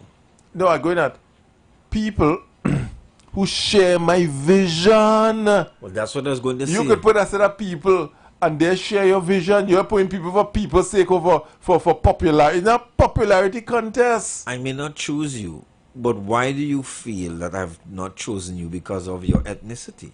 I may not. I'm free not to choose you. Yeah. I can't choose everybody. Have to make decisions. There will always be a grieved. There will always be a fallout. How you process that is up to you. Yeah. What do you see? What do you see? Yeah. As you say, that is just neighbors going for a walk. Yeah. You live in the same Somebody community. else say, them is white people, doesn't walk with nobody. You don't know that. You didn't ask. Good. You're free to walk with them. It's the public space.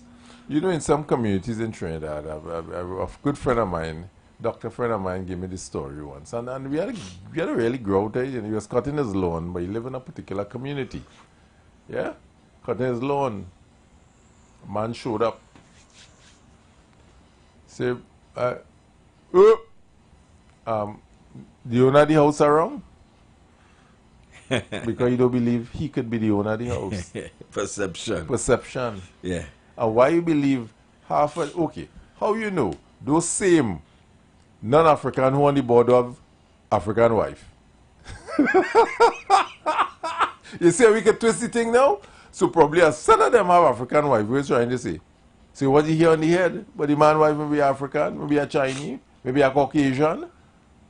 You understand how this thing can be twisted all how and so forth? So we can't judge because you is African, only African on the board, but then half of them have non-African wife. You don't know. No. Let caller, welcome. Caller, welcome. Okay. Caller, welcome. Oh, Hello, good afternoon. Oh, I thought my phone. Afternoon. I thought the phone was giving trouble here. Afternoon. No, I was just going to take off the phone because I was listening to you on the TV instead. Okay, no problem. You were saying, oh gosh, let me forget, yes. Any of your, two of your were or are on boards, right? If whom? You all are on board. No. On board? I was on board in the past, but not now. No, presently, no. We're not on any boards. Right, but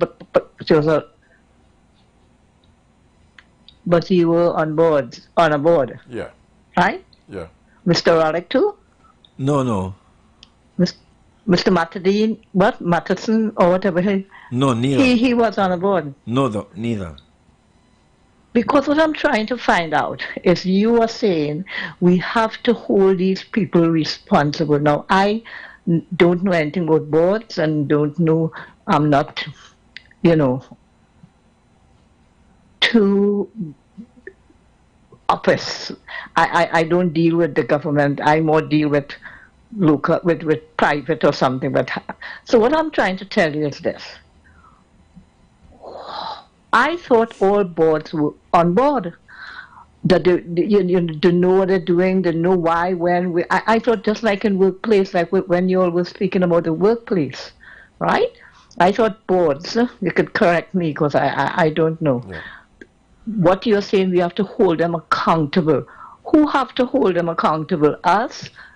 I mean, the bowlers, or because I think the people within that section who appoint boards and all this kind of thing, don't they know who they appoint and why? Don't they have a constitution? I don't know. Yes. So I don't know how a board, who picks a board and things like that, right? Okay. I don't know who. So what is all this confusion about? the ethnic group. That's what I tell you, that is far from my mind. A board should be on what you do, what you're called to do, because you have 100 people and 10 places for a board. You have to pick the best. So you can't say I'm picking a Chinese, I'm picking a Indian. I thought you were picking the best person for that board. So I don't know, we have to come out now and saying, oh, I don't know. They don't show us the qualifications, and that's another thing too. So true. Thank you, caller. I'm getting a feedback. Point well made. Just now, that's another thing too. You all were speaking about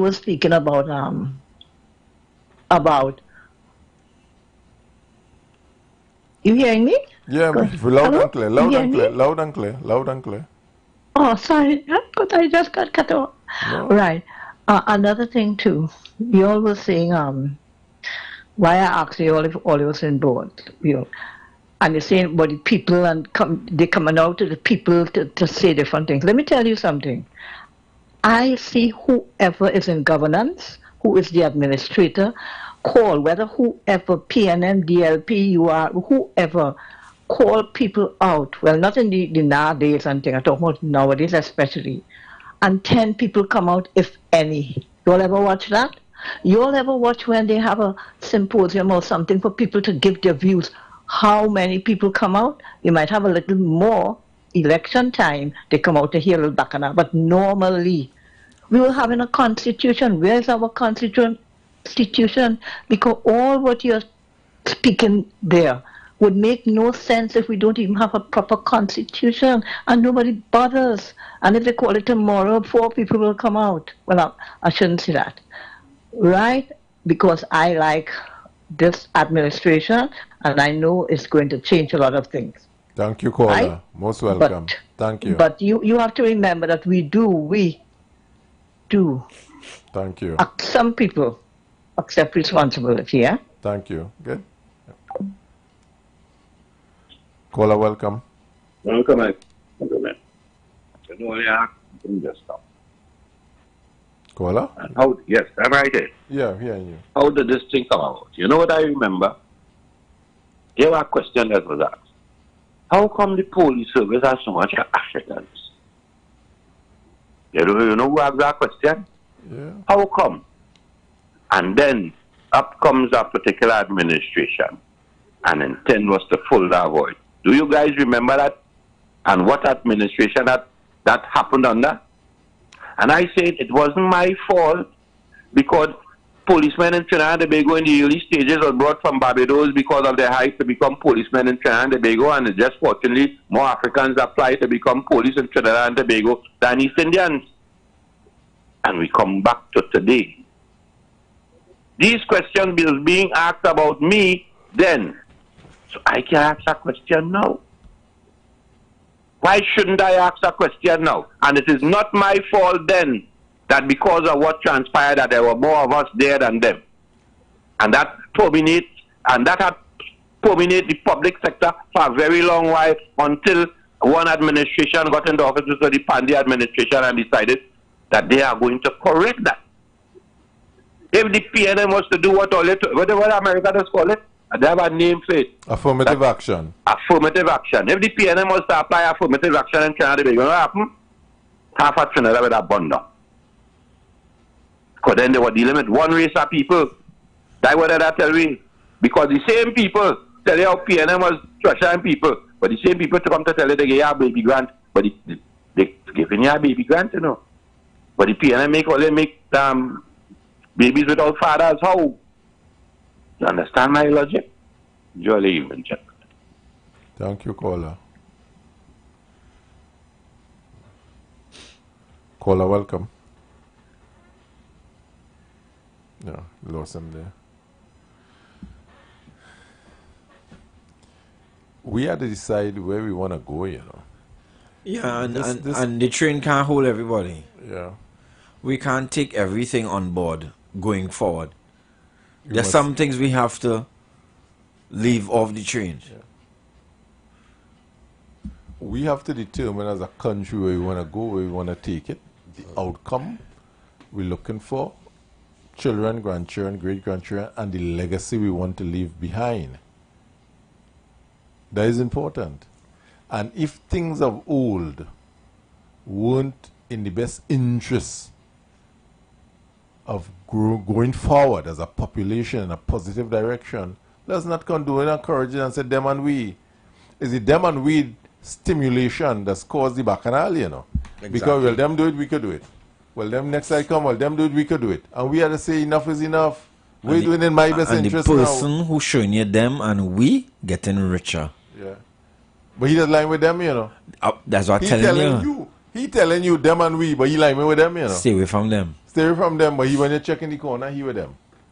And we as a people have to be responsible. And he telling them don't like we. Yeah.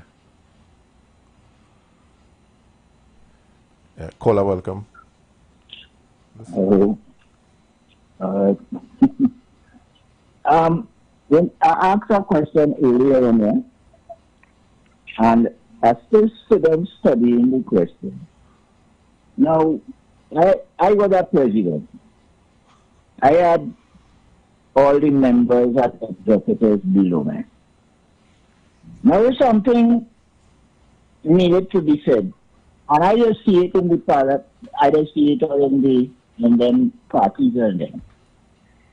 If something is to be said, and I'm not in that ministry, it will go to the head of the party or the head of the council. And the council, the head, does deal with it. That's why I asked a question earlier on. If that person is in a ministry, which I don't see them in a ministry, I say no, because all of them is representatives. When a person will be in ministry, it's who the present government put in ministry. So if the person who asks the question is just a representative, then that person is not supposed to be talking that. It's supposed to be the head of the opposition party.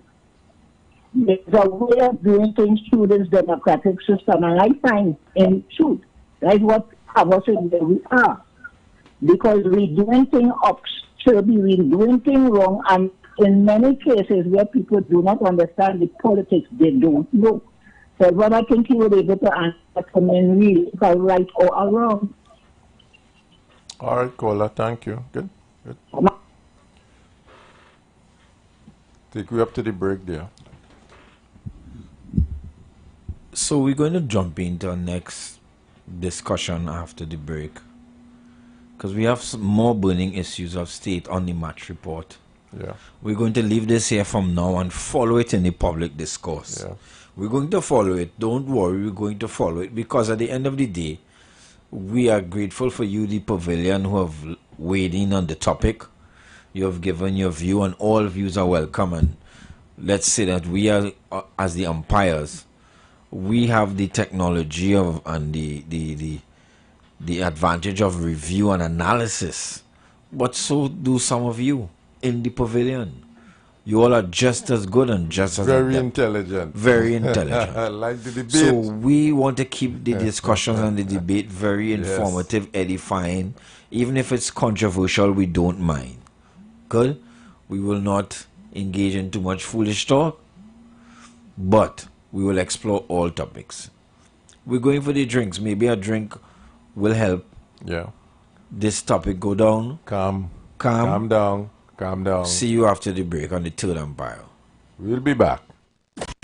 You've got bills to pay, and so do we. Let's go pay some bills on the street 919 FM.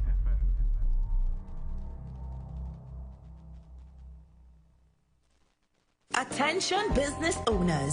Are you looking to reach a vast audience and boost your brand's visibility? Then look no further. The Street 919 FM is here to help you shine. With over 170,000 followers on our social media platforms, our radio station is the perfect platform to showcase your products and services. Join us and let your message be heard by thousands of eager listeners. Contact us now to learn more about our affordable advertising packages. Don't miss out on this incredible opportunity to connect with your target audience. Advertise with the Street 919 FM today. For more information, call 399-5959 or 384-2232. Whoever said messy was a bad thing totally missed the point. Take that hit song everyone loves now. It probably started like this. Baby, calm down. That's why KFC is celebrating the messy moments with our Messy Cruncher and Messy Zinger sandwiches for only $34.95. Imagine a crunchy, golden brown, flavorful chicken sandwich sauced to perfection with our signature sweet, spicy, tangy sauces. Oh boy. So crunch into the deliciously messy moments today. Check socials for details. KFC, it's finger-licking good.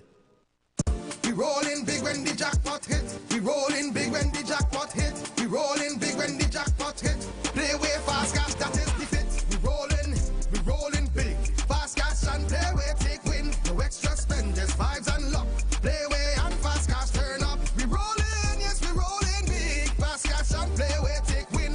Mega mix or monster pick. Jackpot from 10,000 quick. Jackpot starting at $10,000 have now been added to NLCB's Playway and Fast Cash games. Wager on Playway Mega Mix or Fast Cash Monster Draw for a chance to win the jackpot after every draw. Don't miss out. Visit NLCBgames.com for details. Players must be 18 or older. Please play responsibly.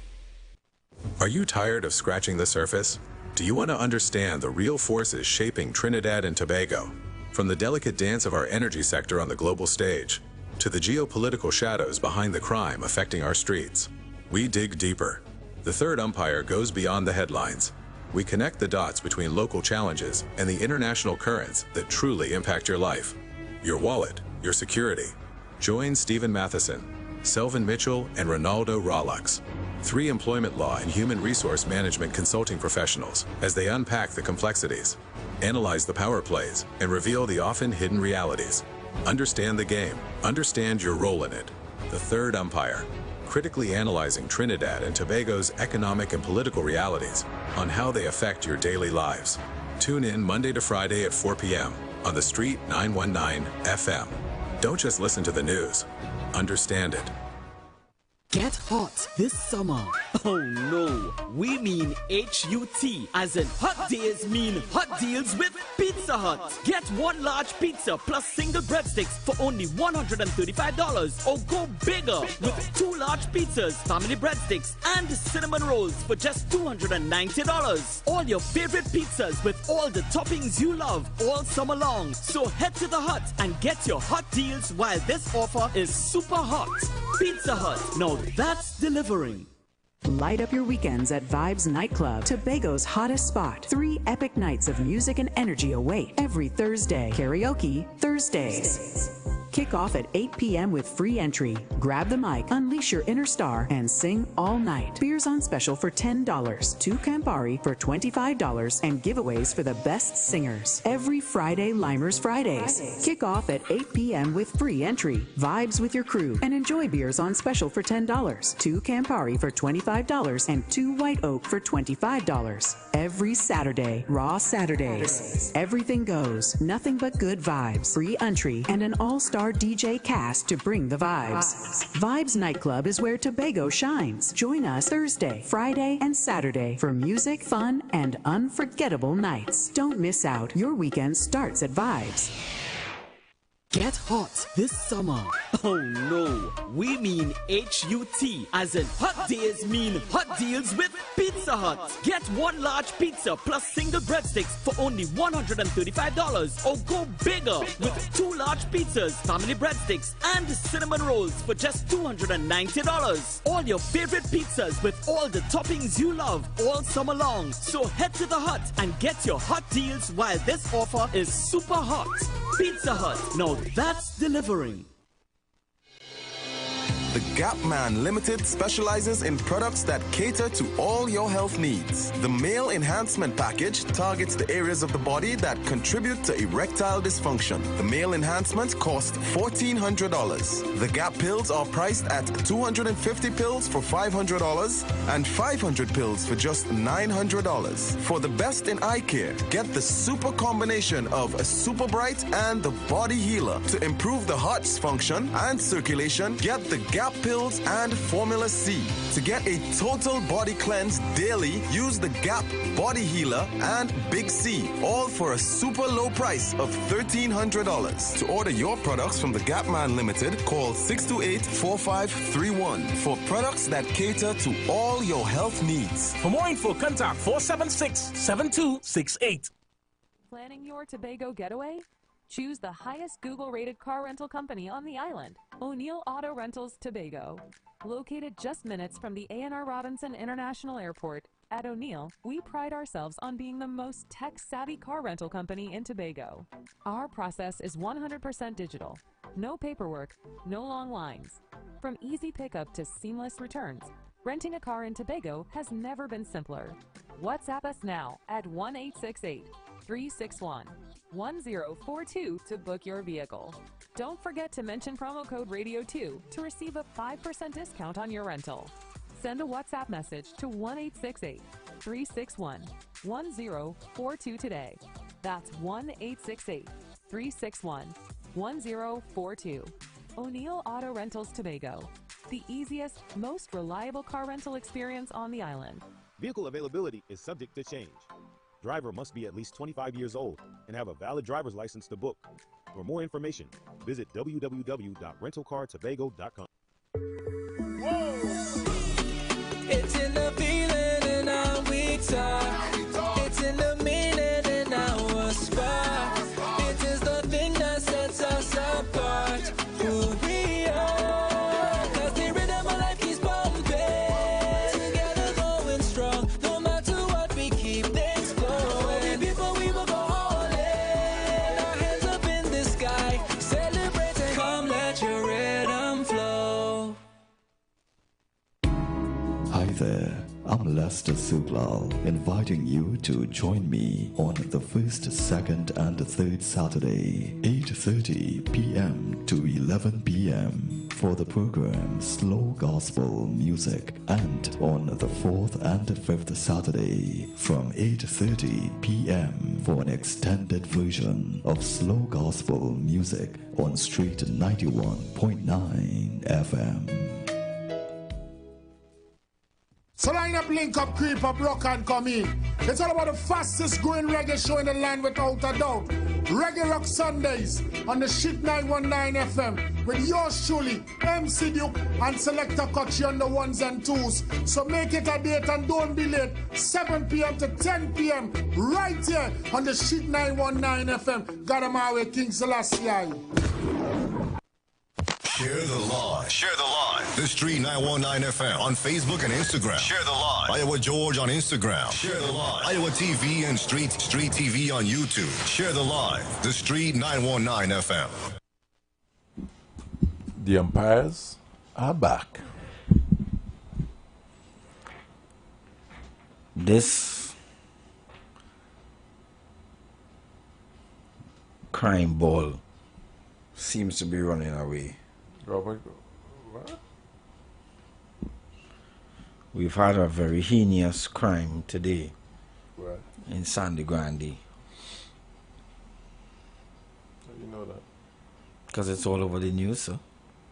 Well, The lady that was found dismembered in a suitcase. You kidding? Yes. Today? Today. Grande? Sandy Go Grande. ahead. Let me hear about this story. Well, yeah, probably had too much work to do, something like that.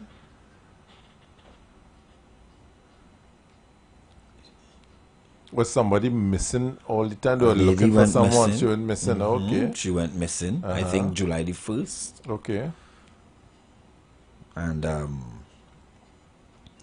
they found a suitcase somewhere in Grande today with what looked, because you know, we have to be careful what we say, Yeah. like a dismembered body of a female.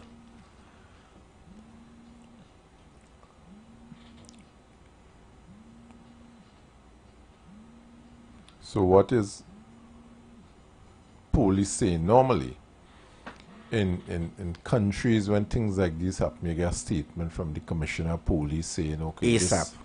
this, he gave a statement to the public as to what is going on. I haven't seen a statement. I don't know by culture that we have that statement unless people carry on, and I don't know if it's protocol. You have to bring the country at ease and let the country know that it's being addressed as normal protocol. And what you see, I don't know the reason for it because I'm not into law enforcement. But what you see is that the police chief for the local area, for the district in which the incident has happened, will address the media. Does anybody address the media? Pronto. Not the commissioner, you know. Not the secretary for defense. This happened in my village, in my jurisdiction. Because we are 8 divisions. Right. In my division, I'm head of the division. Yeah. Let me account to the people as to what has happened and how we treating with it. Pronto. That hasn't happened. Nothing. We tell you what we know. Yeah. What leads we have. What leads we have. We also open about what we don't know. Yeah. Because we don't expect you to know everything. Yeah. At once. You don't find the body. You don't find it. Yeah. Yeah. But to calm the rumor mongering, the panic, the unease, the public safety, trust, confidence, peace of mind. Yeah. We're not waiting till the shop talk and the bar talk and the rum talk kicking. And as you were talking about earlier, you know. And who did know and who didn't know and who did see and Come place the facts on the table so we move forward with facts. Not he say, she say, them say. No. And so forth. And this is the evolution and the revolution in national security that we're looking for as a people. You know, we must hold, and this is a pavilion, what we say, we must hold our leader. We had to do better. We had to do better.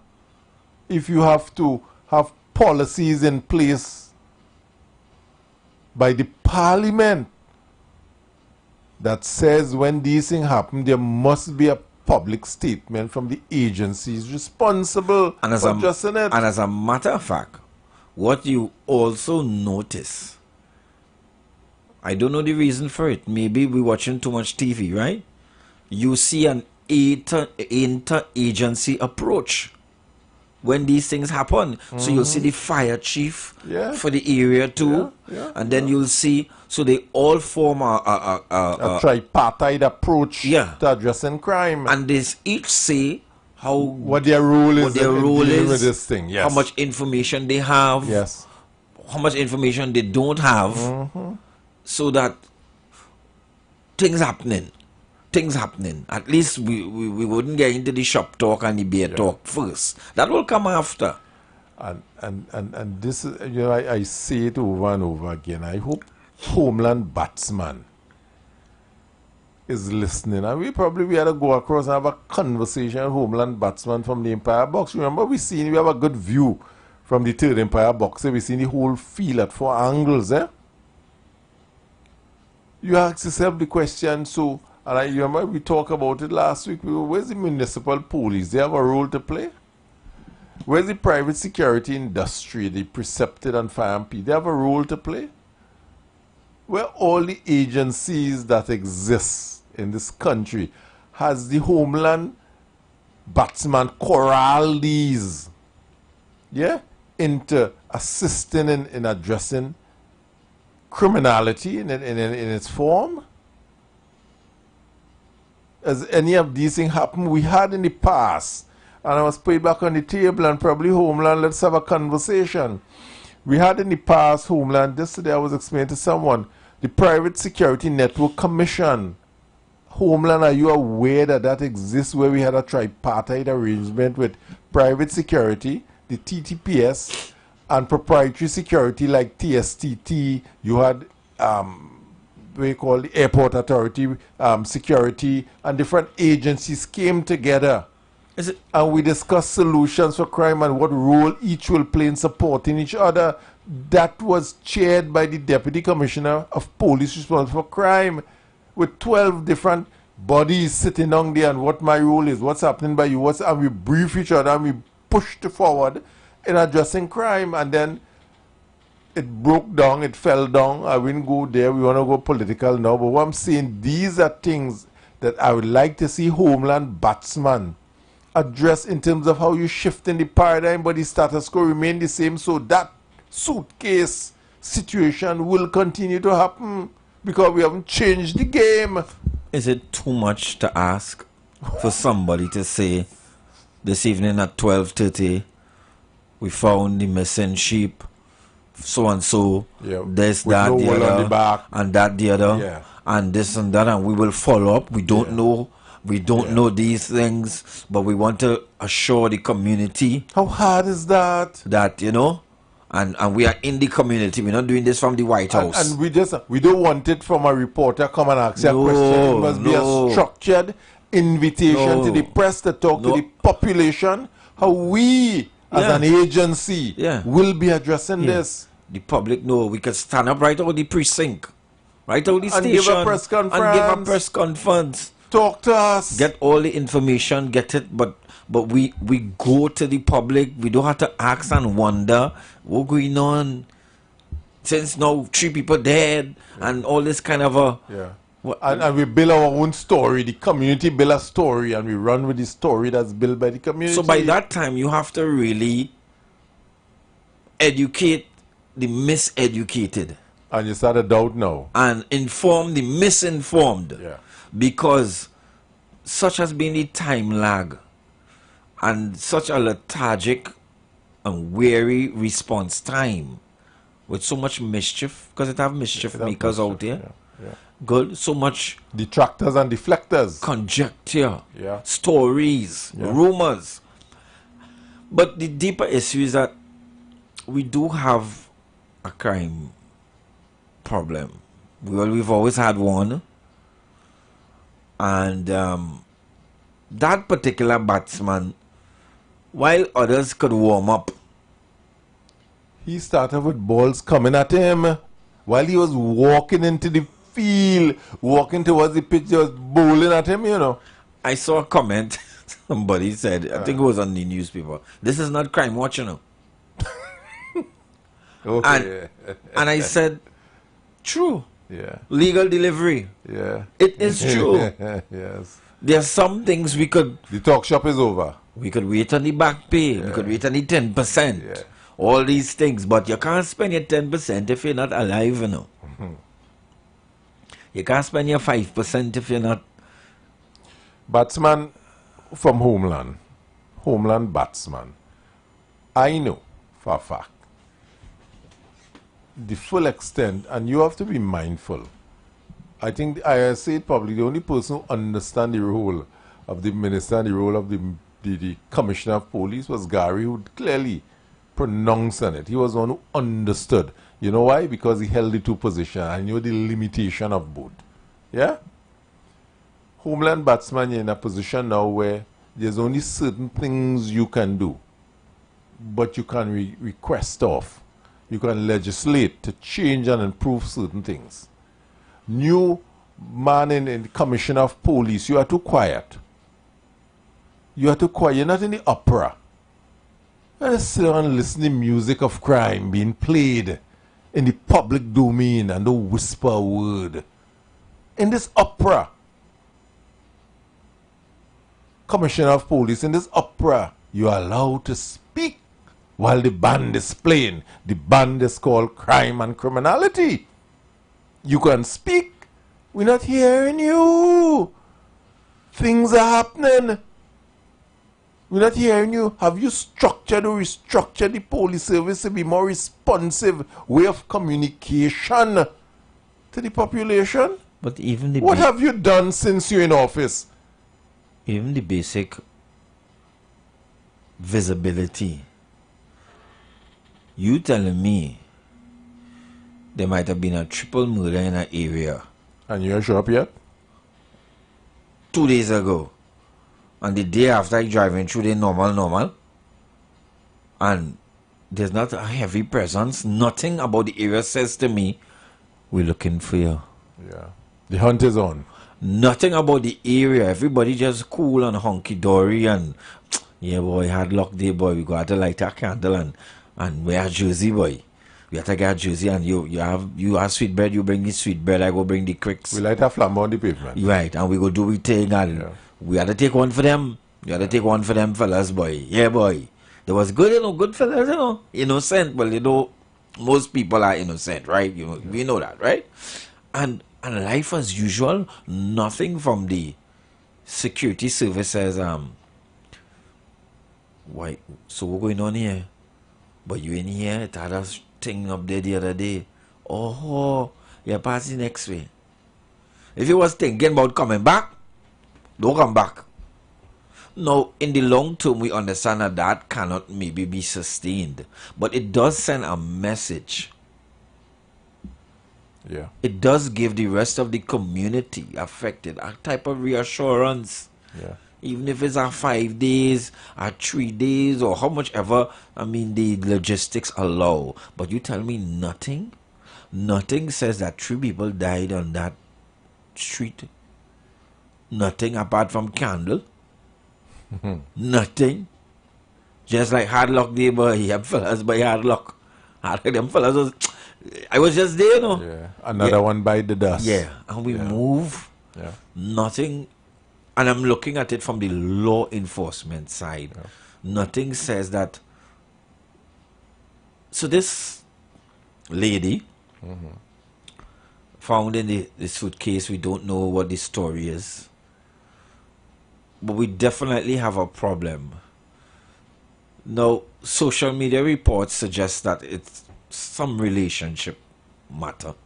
We don't know the truth. We don't know the truth about those things. We don't know. We can't say jump in and we don't want to guess. No, we don't know. And we may not know. And it may not be consequential at all. It may not be central to solving the issue. But I want to know what the pavilion has to say about this Homeland gentleman. How do you rate him so far? You're patient before you answer the call. Are we satisfied so far? Are we still waiting to see? Well, it's only 2 months, so 2 months, April, May. Yeah, we gave him a blind now. 3 months. We gave him a blind? Yeah. Or we pressing forward? We're not satisfied. We're not satisfied. Are you satisfied? Thus far. Or you gave him a blind? Although it's 2 months. 2 months or 3 months? April 28th, so May, June, July done. Yeah. July. 8 weeks. Yeah, 2 months, 8 weeks. Pavilion, what do you say? Caller, welcome. Good afternoon. I just want to make a statement and see how I want to take it. Because I ain't see all the ones on this station, but I I really want to know what is the objective to really making a statement like that. It isn't hinge on the performance of the individual. It isn't hinge on the qualifications of the individual. It really doesn't possess any shortcomings of the individuals who are supposed to take up the post. So just saying that it isn't balanced in an ethnic way. It really problematic. But we could agree that it has to run from the border, but I'm trying to decipher if the most runs come from wide balls and the no balls, or if the little one or two strokes that the batters make is more than the wide on the no ball, because I yet to see a proper ball bowl to say, well, yeah, boy, we see some good bowling. But caller, tell us, caller, as you're on the line, tell us how you feel about the Homeland. Caller, tell us as you're on the line, how you feel about the Homeland Security, the crime so far. Are you satisfied, or are you gaining them a blind, you're watching to see, or you're dissatisfied? How do you feel about that thus far? Two things. based on what I know about the atmosphere of this country, I am not satisfied, one. And the second part of it is, nothing that they have done thus far since coming into office have contributed to what is going on. They would have inherited what is going on, but I'm saying it is not now that we know and understand what has been going on in the country. So, for me, on my first day, I would have find out what is the cost to put cameras all over the place and to put cameras on the officers who have to deal with the public, and also work on legislation to mandate the officers to have on these body cameras. It's a lot of work to do. Apparently, they ain't getting no balls bowled properly at them to hit no 4 and no 6 inches wide, so they're getting a 1-1 by the poles, and no ball, so they're getting a 1-1 by the poles. But it's not to see, it's not no Gale batting taking place right now to say, well, you're going. Next ball going for 6, and the ball after it. It's a set of wide being bowled.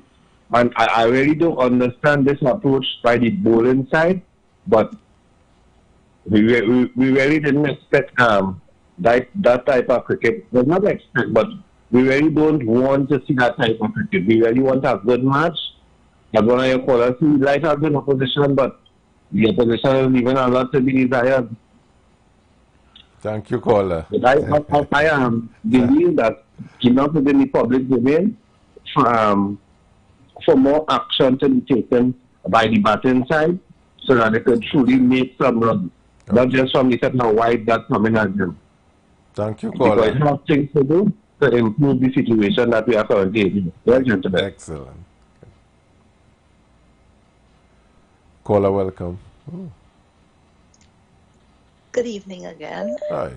I just called in because when you came back, you were speaking about the lady that was missing from July the 1st. Well, we got all the rundown whole day today since this morning when I got up and they found her. And her body was cut up and stuffed, and they called the lady's name, can't remember it now, stuffed in a suitcase. And then later on we got news that the guy is hiding, which is her brother, and he's in hiding, and he borrowed a suitcase from the neighbor and all kind of things. It was there all over. But also I hear you speaking about Homeland Security. So I just came from, actually I was watching Mr. Alexander on the Parliament and the Homeland and his Homeland Security having a media brief. Right, I was going very interested, but I wanted to still come and hear the end of this program, so that's why I came on. We appreciate it. So the Homeland thing is on, like what that man talking long just now. I was calling you all to tell you. If you listen to the briefing now, you will get it straight from the horse's mouth instead of after you have to hear it from people and all the kind of thing, because they are there and they are speaking to the media and the public. Excellent. Right? You too kind. And that's one of the things we have to do when they say hold them accountable. Yes. We also have to make ourselves informed. Right, be informed and look as much as possible to Parliament and all this kind of thing. Thank you. Thank you.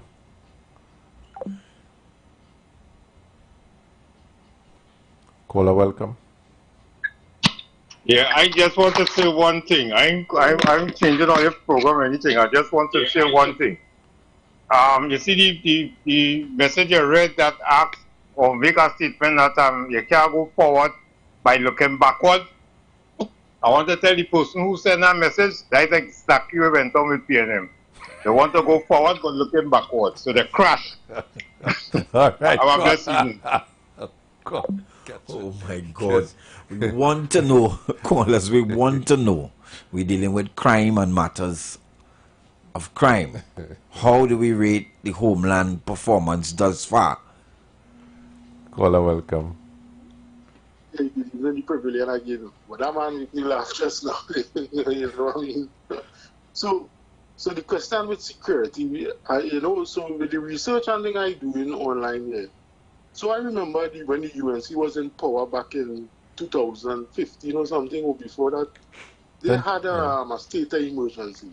And up to today, they getting backlash for that.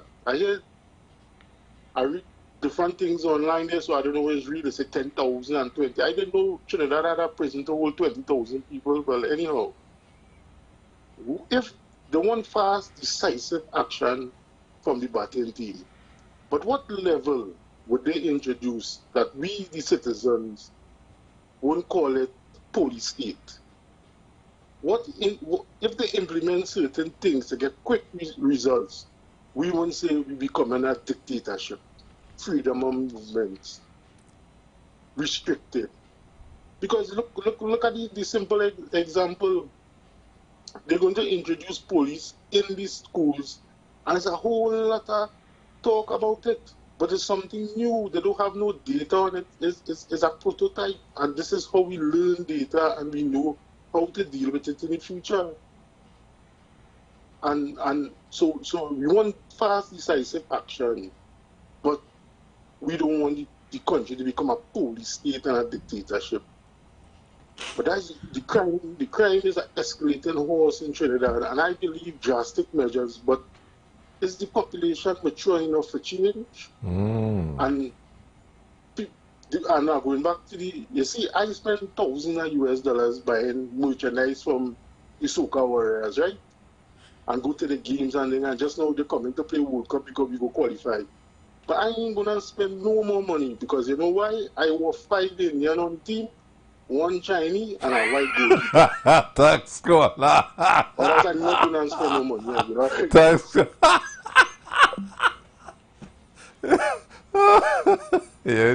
Yeah, Kola say what?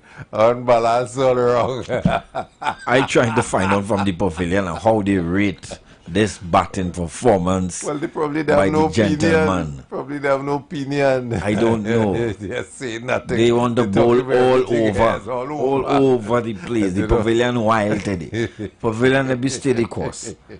How do you feel about what has happened so far? Yeah. You find it too early to call? You find we're being too impatient?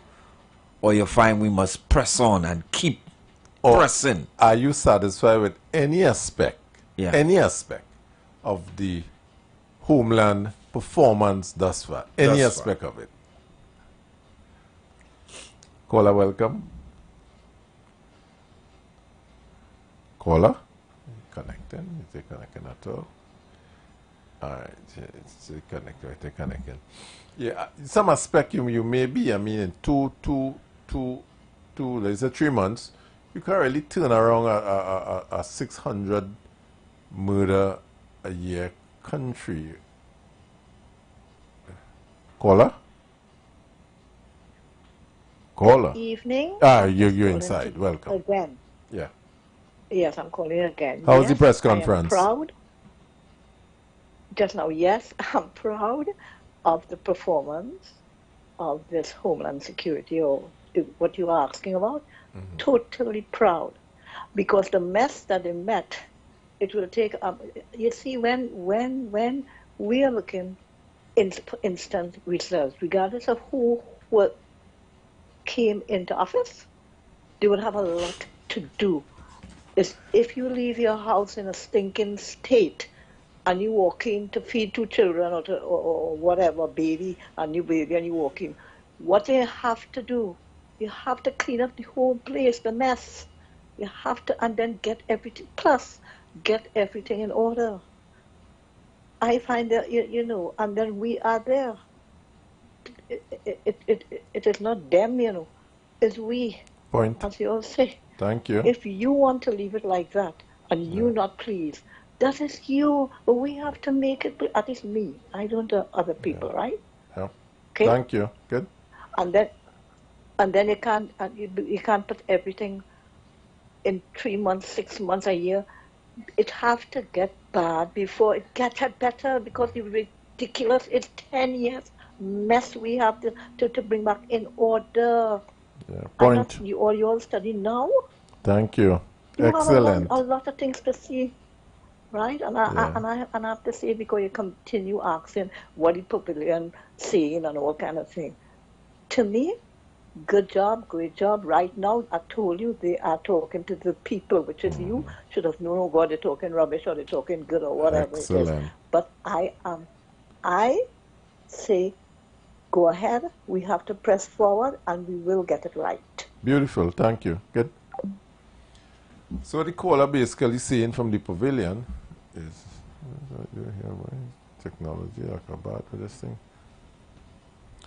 They're satisfied with whatever aspect of what has been demonstrated thus far by Homeland Security. We know we can't really turn around. It's about 600 murders we had some year ago or something like that. Am I right? The counters is somewhere wrong there. So we can't turn it around. But what we may be looking at is what incremental strategy application. So if communication is one step, we start with doing something. We're keeping you appraised and abreast of what is taking place. So at least we dispel rumor, crosstalk, yeah, in the public domain, and so we control the narrative when it comes to crime in the public domain. Now, people say Gary talking too much, but you just talk too much. You just keep us informed, and people just complain about you keeping me too informed. We used to tell you exactly what I'm going to do, this is what is happening, this is what we done today, and so forth. He used to report to the people. But people are so, we sometimes are so biased. If you don't like Gary talking too much, if you like Gary, well, I'm looking to hear him and so forth. But we have to understand, what is the objective, be it Gary, Tom, Dick, or Harry, is trying to achieve by communicating with us, keeping us informed, making sure the rumors are dispelled and the facts are placed on the table relative to delivery. You understand? So if Homeland is doing that today, I give him kudos and hats off. If something happen and you start, because remember, Parad get licked down when you start the CPEP thing of what? Lack of communication. We didn't know. Where you plan? How you doing this thing? Lick down take place. We're fighting for. Blah, blah.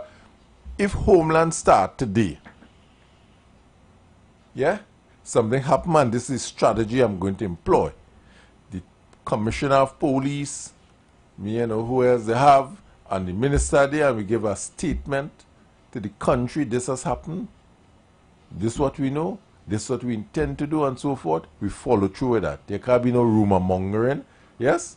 And we keep the conversation in line with what is the outcome we're looking for. So that is one step. But we'll need some more steps. We say, okay, 2.5 months, 3 months, okay, you can't solve crime, you know, the steps. The approach, the methodology. Communication is the most critical thing in terms of crime. How you communicate the message across. The feedback loop, whoever did communication would understand what the feedback loop is in communication. When I put it out there is how it comes back to me and how I analyze what comes back to me based on what I put out outside there and so forth. Yeah? But there are other things that we can do, and if the Homeland Security needs some ideas and suggestions, I'm sure there's a lot of suggestions. I know he met with the farm dealers and so forth to discuss that aspect of stand your ground and their input on it and so forth, and we continue going. I'd like to hear from the Commissioner of Police. Finally, he's a silent one, really and truly. A lot of murders, said 3 people died somewhere or something like that, got shot or something like that. Over the weekend? Over the weekend, and we are hearing. I didn't hear anything. So the Commissioner of Police made a statement relative to it. I heard something about they got some weed somewhere, some marijuana somewhere. Yeah, but the news said that. Wasn't the police giving a statement on that as the case to be? Caller, welcome. Good afternoon again, President. Hey, how you doing, my friend? Where the dog today, man? Where the dog is? You sit down right here, you see nobody, so since you see nobody, you pelted no back. Oh, you feed it, you feed the dog and say belly full here, you have time to bark. But what he liked underneath my foot right through, so if I only, that's why I'm not a bricks, because anytime I'm in a position and he sees something, he barking. So as soon as he barking, it comes to the radio, so right now I have to bricks it. Right now he said now right here. Anyway, That question you asked, Yeah. well, I answer that as a layman, and I answer that as a brother who understand the system, because we on the ground, we know what we want and we know what we don't want. That is one that sometimes that is the kind of problem I'm having with educated people, and we who down on the ground, who's like they call the ghetto people. And if according to that question, I would say no, I'm not satisfied. Because when I listen in the radio, when I listen in how much they've already, since they come in power and all them kind of things, I wouldn't go through all the kind of thing the politician and half of the people who want to talk and coming in. But I telling you, as the labor on the ground, the program of death still going on. And then those are the same people who was talking about they go fix the crime, they had all kind of conference, this conference, that. When we was having, when Trinidad was having conference with the CARICOM, them is the same people who find that was a talk shop.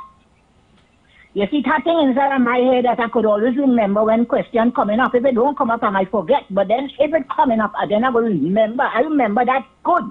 So if it was a talk shop, I wouldn't like to see talk shop now. I want to see action now. So in that question you asked, that's how I put it. I asked one early on, you didn't give me an answer yet, but I waited because I know I asked a good question. I should get a nice answer. Right? And I said, when you know what I'm talking about, I have an intellect here that I just ask question. I know I can't think. I just ask some kind of question. If I get an answer and it's satisfied, I think if it don't satisfy, I won't come again. So I find no, and I answer that. If I am satisfied with this program, thank you, caller. So definitely he's not satisfied. Because satisfaction is based on expectation, you have to understand that. So satisfaction is based on everybody have different metrics of measurement. So when I hear you on communication, what I am not satisfied. I am highly dissatisfied. Well, I never heard no communication yet. What I heard is if we control the street, we control crime.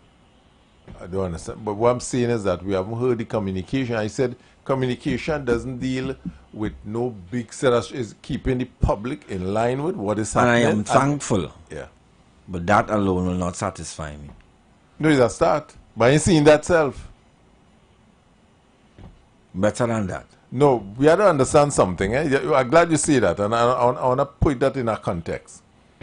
The police service didn't only start on the 28th of April, you know. So the management of crime is supposed to continue in terms of strategy, and the Minister of National Security do build strategy for the police service. We have a new commissioner of police and we had to measure him against the mandate he has been given by the Parliament, Police Service Commission in terms of addressing crime.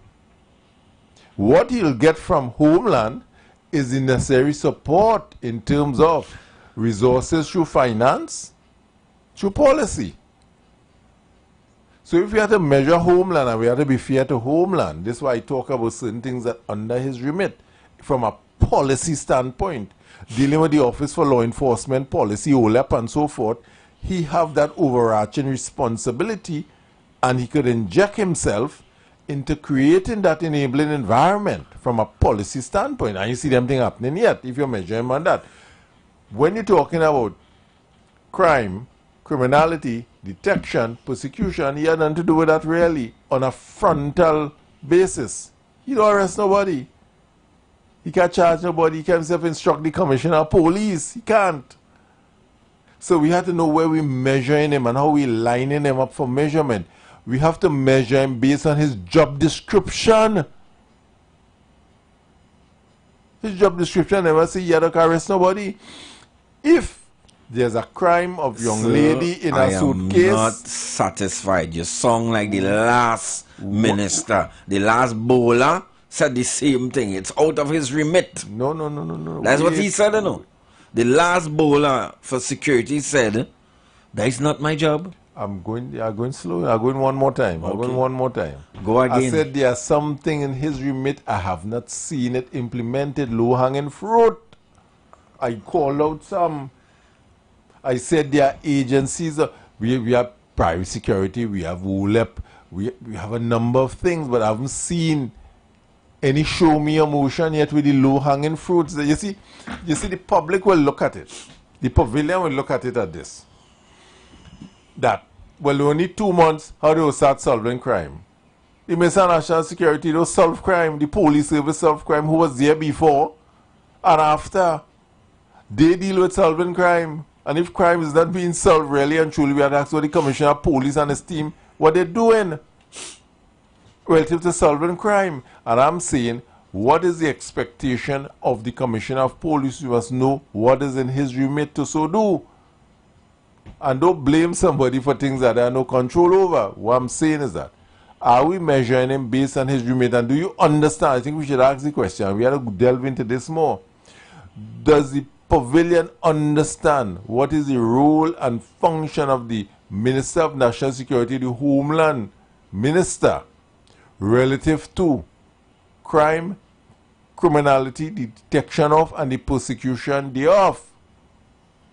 Does the pavilion understand what his role is and what all the players, what are their roles relative to addressing crime? To make sure we're not measuring him against things that are not under his purview. He could arrest the man, carry him to court, but then they bring You sound like you're interested in getting the man a blind. I'm not interested in that this evening. No. I am saying, but they're giving the man a blind. You started about 9 the man job spec and all that. We're not there. I am saying to you, I think I gotta go one more time. I am not satisfied. Go one more time, or I go to KFC, you know. I go one more time. Bowl again. I'm saying I'm not satisfied from the standpoint of understanding what is under his remit. These low-hanging fruit could have been established within a month time. And I think that's the full stop. This one, but we see how to give, you see, the pavilion have to understand what they're judging him on. You understand what I'm getting at? Judge him on all those little things under his remit. And I'm saying there are a number of low-hanging fruits that he could have picked in 2 months' time that he have not picked. I'm restrained in making the argument you've just made. I am restrained in making the argument you just made because I am trying to be fair. And I'm trying to show some parity with the expectations, the boulders, and the big stone leveled at the former minister. Making the same statements that you have made, trying to make the same distinction, I accused that gentleman just now of playing smart with foolishness. We do understand that there are intricacies that everybody will not appreciate and distinctions, and some people misdiagnose. Well, really and truly, that ain't really, that doesn't fall there. We all know that those things exist. I am looking at the politics of it and the person in charge of policy. See, if you tell me there are low-hanging fruits that still on the tree, I am dissatisfied. That's it for me. Yeah. No, I had a live video, I think it's still up on TikTok relative to what I'm saying here, but the last guy, what we've been holding him accountable for is the wrong thing. We was holding, crime high, get rid of Hines. But I say, well, Hines can't arrest nobody. A simple thing, you remember Community Comfort Patrol, with these patrols in community and so forth? I have the data and stats on that. I must talk about it here. That's under his remit, you know. He could start Community Comfort Patrol in 10 minutes, you know. You understand? There are so much low-hanging things that he could start now that is under his remit. But I don't know when he's implementing anything. There's a lot of low-hanging fruit that under the ministry's remit, that the ministry can do in terms of aiding and abetting in the management of crime. There are things that they can do, but I'm not seeing anything coming out from there as yet. Likewise, the police service with the new commissioner, measuring him and benchmarking the commissioner of police against historical data. They are challenged to an extent, but I want to go there with the court system, and so we are reaching there, we're reaching detection. We're talking Homeland. Homeland, we're saying Homeland. there are a number of initiatives that can come out of your ministry within 2 weeks or 3 weeks of being in office. That I haven't seen anything yet. I've seen you went and visit fire station and see some rats running around and so forth and so forth. I don't know what you have done about that. I see a time I saw a fire truck going around a corner, I see a fireman fly out of it. Now, I don't know if it was a drill they were doing or if the door was effective in the fire truck. I don't know. If that. I don't know. I saw the truck going around a corner. I see a man die on the truck. I see a fireman trying to figure out, is that drill they were doing or was it effective, the fire truck being effective? Now, probably everything he wouldn't tell us. Does the chief fire officer, does he have a budget for managing the fire service? Have you bailed the cat and say, man, we give you $2 million or $10 million, what have you done with it? Have you holding people to account? I don't know, it's under your remit. What is the expectation of the fire service? I hear you all talk the fire service yesterday and so forth. What you, Homeland, have done relative to the effectiveness. You know the fire service is when you have built a house and you have to get fire service approval and so forth, yes? And you have a FET, you call fire and so forth. And I wonder if they do the same evaluation on where they are housed from time to time. Because they might have to put themselves out from time to time. Have you bailed the cat to say, okay, this is what we do in the fire service. I've met with the fire service, chief fire officer and so forth. He has been given, based on the budgetary allocation, $20, and these are the changes we should be seeing from the fire service in terms of improvement and so forth. The wooden ladder that was bought, if it was so wooden ladder, I don't know if it was wooden ladder. It would not be the minister who bought wooden ladder, you know, already flagged the minister and they buy wooden ladder. It would have been the, well, I know who buy the wooden ladder, really and truly has got to make some statement, but I have no facts. What I'm saying, these level of communication in terms of how are you addressing these things, talk to us. You're not talking to us. Mr. Sir, you're confusing my members of the pavilion this evening. I want to know, from the members of the pavilion you have had calls so far, are they satisfied? No, we're not satisfied. Are they unsatisfied? You know, in the pavilion, you're the empire. Or they giving the man a blight? That's what I want to know. Are they satisfied? Are they unsatisfied? No, you're right. There might be reasons why they might have the wrong reasons, wrong motive. We ain't dealing with that this evening. We're in their mind right now. We want to know. Right now. How do you feel? How you feel? Correct. How do you feel concerning the issues of crime, your own public safety, your own personal safety, and how they have been addressed in it? We can dress down into the particulars and get into some of the things that you explained which are pertinent. But for our discussion this afternoon, which is just peripheral, how do we feel in the pavilion? 3420081 466-5391. Tell us. You getting a blight? Well, if you getting a blight, change decision? Not out or out? Not out or out, Prezi. Tell me. What's on your mind? Well, before the 10 minutes up, let me see if I could talk to. Well, they both all are right there just now. You know, they should consult and talk and have communication and things. And I would agree with Rolando very seriously. No. Both all are good, but then all you keep up, all you go strong like strong man because all you like fighting with one another. But it's two all you right. Thank you, Connor. Prezi. Thank you, Prezi. I don't know what to say.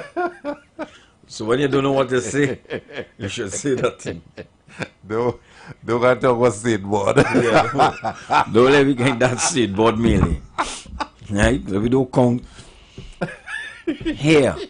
Because that what we be counting. Here, I ball head. Yeah. I could pass anybody. Yeah. I think what I want to do, we had to start expanding on rules and expectation, and start edifying the population based on what we're seeing from the Empire box and that wide view that we're seeing. As I said, I know we winding down right now. We winding or we whining? Because I feel you winding down, you know. Yeah, having a good time, man. We winding down. We're having a good time. We have a good time. I'm not satisfied. I'm very serious. No. I'm not satisfied based on okay. I understand that he doesn't have a magic wand. No. I have a bias because I know what he can do. This one I'm not satisfied. Okay. And based on I know what he can do in short order, I'm not satisfied based on that. So I'm not talking from a naive point of view. I'm talking from a point of view I understand the role and responsibility. I understand the remit. I know the number of things. Do you that know could the have song, been done. I Come to Show What Police Can Do? You know that old? Yes. Right. Constable Brown? Constable Brown. Right? You hear how much thing Constable Brown could do? I'm not lowering the bar for anybody wearing that jacket and tie. The same thing I expect, short of manna from heaven, because that is for somebody else to do. Right? I have the same bar. I have the same bar. So will everybody to the same standard? Yes. Yeah. I understand that we'll be more informed as we go along, right? And as you say, sometimes through education we'll say, well, you know, really and truly that was really... We could rethink the position. We could rethink the position. Yeah, okay. But really and truly, it ain't crime much. Give me a foundation for tomorrow, Empire Roller. Well, tomorrow is Friday. Oh. The week done. Well, I think we should expand on this as we are 2 hours tomorrow, this security thing, a little more, because I didn't know about this. And we will come back to some of the CPEP thing too tomorrow, because there's a big confusion going on now, whether they needed approval, they didn't need approval, they needed the cabinet, they didn't need the cabinet, they needed the drawer, they needed the cupboard. This really is a Nancy land, you know. They couldn't find the note. The man signed the note, but he didn't get it amended. When it was amended, it didn't come back. Rat eat it. Yeah. The flash drive went missing. And when he signed it, gets smudged, so we are sure who signed it. The rat eat the cocaine in his station. This is Jumanji we living in here, you know. The police forget to go to court. Listen to me. They say always joke for schoolboys dead for crap, we laughing, you know. Police didn't go to court. You can imagine that? He didn't forget. He needed a drop. He needed a drop. Somebody please offer to take the police to court, please. Let's get them a lift. Good. And don't let the whole case fall apart. And you know, the wrong charge. What do you mean was a wrong charge? I understand, but tomorrow we'll get into some more matters. We'll expand on this because I want to see what the press conference was about today. Yeah, we're going to dive into that tomorrow. The Third Empire. Have a good evening. Blessing. We out of here. You've got bills to pay, and so do we.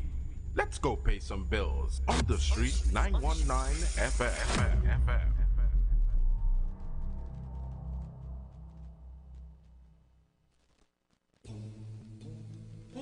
Tune in to the Street 919 FM for Gospel in the Bone Ministry every Sunday from 7:05 a.m. to 8:55 a.m. for the program God's Last